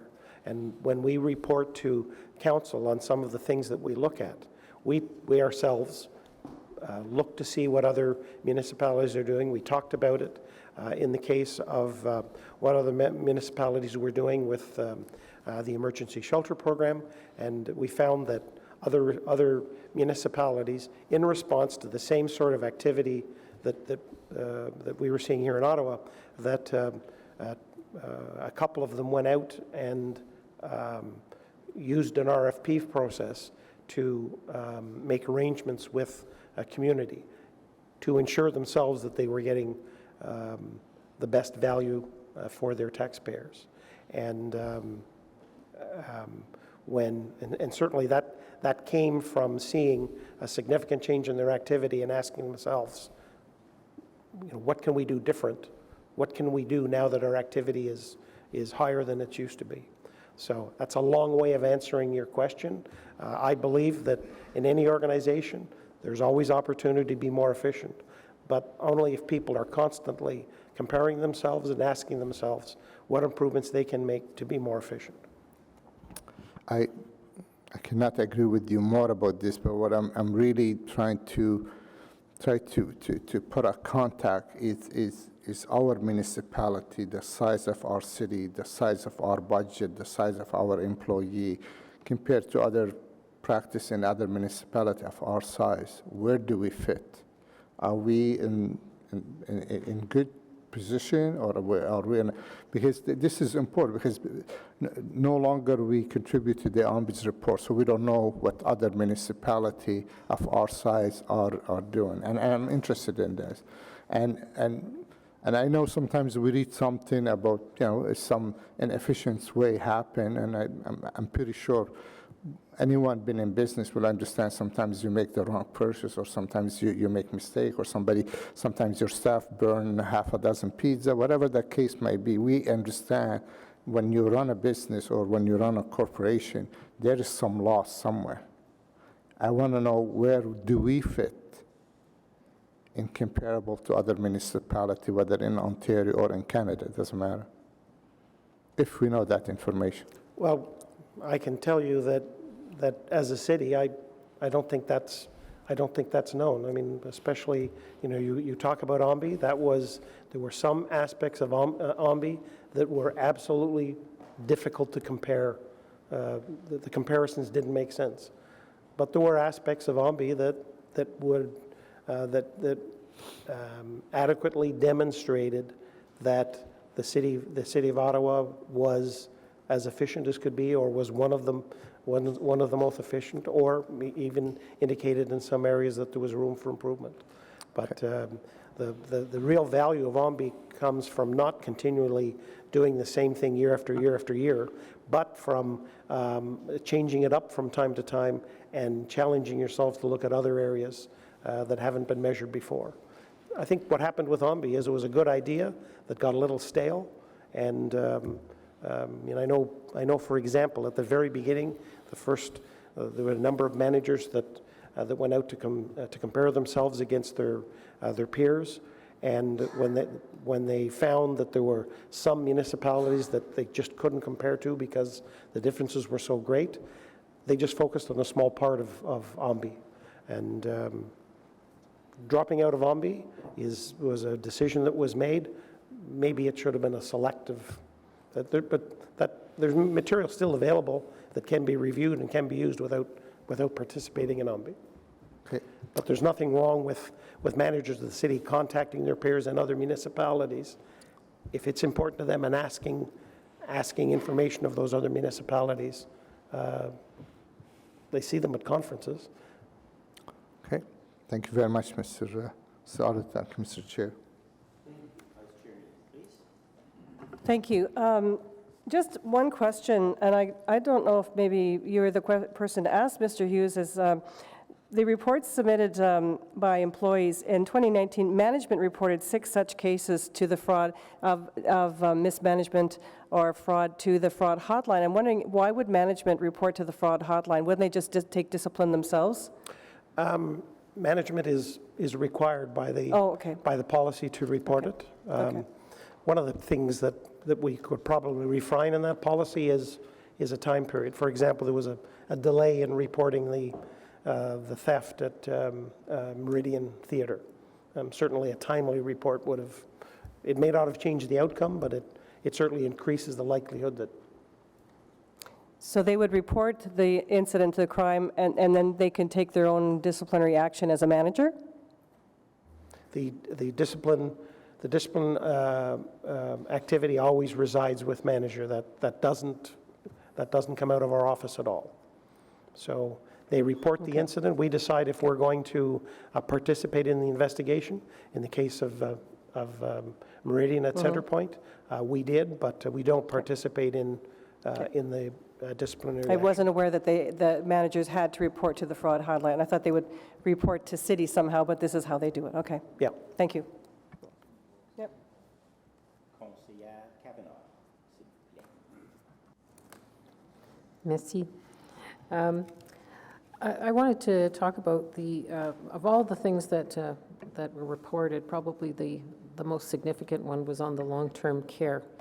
And it doesn't really fall under, I don't consider it fraud, or it's to do with just human dignity, and it's actually a crime. Was that one that came from the public? That was reporting from the public? It wasn't in that particular one? Mr. Chair, there were a number of activities that took place in long-term care at the time, and there was a report to us through the Fraud and Waste Hotline that came in around the time where there were a number of other reports in the media about what was going on at the long-term care. And when we were in the long-term care investigating the reporting of the assault, we noticed ourselves that there were poor controls over the handling of medication. So although we were investigating one issue, we started another review over the controls over medication because of what we found when we were in there. So you were talking about the importance of comparing to other municipalities. How did we fare in this respect on long-term care? We didn't do a comparison. You didn't. Okay. With long-term care, but the managers of long-term care may informally compare themselves to other operations similar to theirs. I do not know at this point.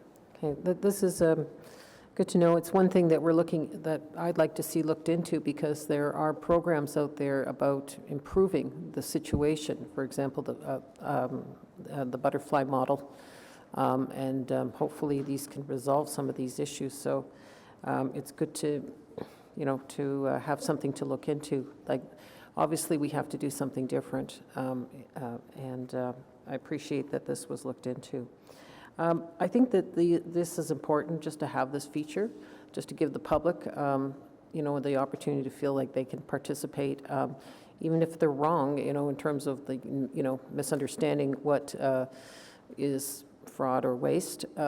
I think it's good just to have those clarifications. So I think if nothing else, it's a very educational tool in terms of letting us know what is within the city, and maybe we do have to rethink things sometimes, but I really appreciate and thank you for the report. Thank you, Mr. Chair. I just want to follow up with the AG on the issue of the oversight over the fleet management. Is there other parts of the city that are doing their own fleet management, or have we not started? Because there was an earlier audit to do with fleet management as well, and I thought we were trying to make a move towards that fleet management would be involved in the procurement process in some way, shape, or form. Is that not the case? Is there still areas that are doing their own thing without the value of their expertise? So for the most part, I'm Don Nell, Director of Fleet Services. So for the most part, we take care of almost all acquisitions for the entire city now. There are some exceptions, like police, for example, they have their own provincial procurement process that's very efficient and they don't need us. But with the exception of buses and those police vehicles, we pretty much take care of everything else. So just one question on that part. So when you're doing a purchase for, say, any department, they tell you what they need. Do they also help you with like the requirements from that department? Because I don't want to see it move 100% under you, because there is a value that, for example, OC Transpo can add to what they need in their certain vehicles, or if the day comes where you have oversight over the police, obviously the police fleet management, obviously their input would be very valuable to that. So is that how the process works, or no? So generally, yes. So annually, we go through every piece of equipment in the entire city, go reach out to each one of the managers of those areas, make sure we understand those vehicles are due for replacement, or do they still meet your need? We make sure we get their updated needs, and then we move forward with procurement after that. Okay, thank you. So then I'll just come back to the fraud and waste report in general. I'd like to make a comment, Mr. Chair, if I could, that this is one of my favorite reports that we receive every year, because to me, what this shows the taxpayer is that the Auditor General and we as a council take their concerns very seriously. And I don't put it on a scale of if you're looking at a loss of $20 or a loss of $20 million, it's still taxpayers' money, and to them, it's very important that we be responsible for it. So I appreciate the report that you do here. I also think I'd like to acknowledge with Mr. Kanlakis as well, because I know the work that he's done with your office to make the whole process work a little better. As you mentioned earlier to one of the other questions about the reporting between management and the AG, I think the public should know that there's a really good level of cooperation there, and the fact that you have the city manager and the AG paying attention to these files that come in, whatever the scale of the file is, I think that sends a very important message to taxpayers. So I want to thank you both for working together on that and helping us show taxpayers that we do take their money seriously. So thank you. Thank you, Mr. Kanlakis. Thank you, Mr. Chair. Thank you, Councillor Hubley. Thank you all. A couple of questions. Is there anyone here who can answer questions from property standards or permits? My question to staff, my question is, on page 8 of the report, two items, the third and fourth item, deal with permits and an occupancy permit and a road cut permit and residents who moved in and who didn't follow up. My question to staff is, what is the system within the City of Ottawa to follow up on open permits so that we do the inspections that are required, so that the correct property taxes are charged, and on the fourth item, so that the installation of a sewer service connection from a private property to the city services is properly inspected. Hello. in these two cases, it was reported by through the fraud and waste hotline, but what is the process within the city to follow up on permits that have not been closed, that have not been permitted, that have not been inspected? Mr. Chair, hi, I'm Cor Curry, manager of the right-of-way. I'll just speak to the road cut permits that were involved in those two specific instances. As committee may know, we recently redid our road activity bylaw 3 months ago. It was before council, and so as a result, we put all new business processes in place as of Canada Day this year. We're in the process now of rolling those out this week, and we now have a standard service timeline of 5 days for an inspection permit, and then they're reviewed twice over the duration of the road cut permit life, which is 2 years. And please reassure me that that will kick in, that there's a follow-up process if the resident or the business does not call to say, I'm finished with my installation, please come inspect, that there is a timeline at some point that the city will act. Yes, Chair, we've now moved away from a reactive permit inspection to a proactive. So there are 2 proactive inspections undertaken for each permit over the 2 years. Thank you very much. My other question is for the Auditor General. On page 6 of the report, 194 reports closed this year, 27 were substantiated, and 54 were insufficient information. On that latter item, why was it only, are we not able to connect with the caller or the reporter to get the more information, to draw out more information, to find out if there is a substantive issue to be addressed by the fraud and waste hotline? Mr. Chair, as we indicated, about half of the reporters come back and look at the report to see at the system to see if there's any communication from us. But there are some people that after they submit the report, in spite of the fact that we ask for more information, we never hear from them. And there are instances where people have no more information, and we've had instances where people say, you've got enough, I don't want to give you any more information. Maybe it's a fear of allowing somebody to disclose who they are, but if there isn't enough information, we're just not going to send it to management to. And I understand that, and I'm just trying to find a way from an efficiency point of view, from a governance point of view, from a big organization like the city, to get as much information that we can, so that you could do your important work, so that we can improve. And at the input stage, whether the person has called the telephone center or whether they're doing it via the web, there's a whole series of questions that they're taken through that they can respond to. And if they don't put any information in about, for example, what was the vehicle, what street was it on, do you have a license number, do you have a vehicle number? If they don't tell us what part of the city they saw somebody doing something in a city vehicle, then it's, in spite of the fact that they're asked to provide addresses and all these other things, some people, whether it's because they're doing it quickly or whether it's because they don't have that information in so many, about 25% of the cases, we just don't know why they are not providing us all of the information. And I understand that.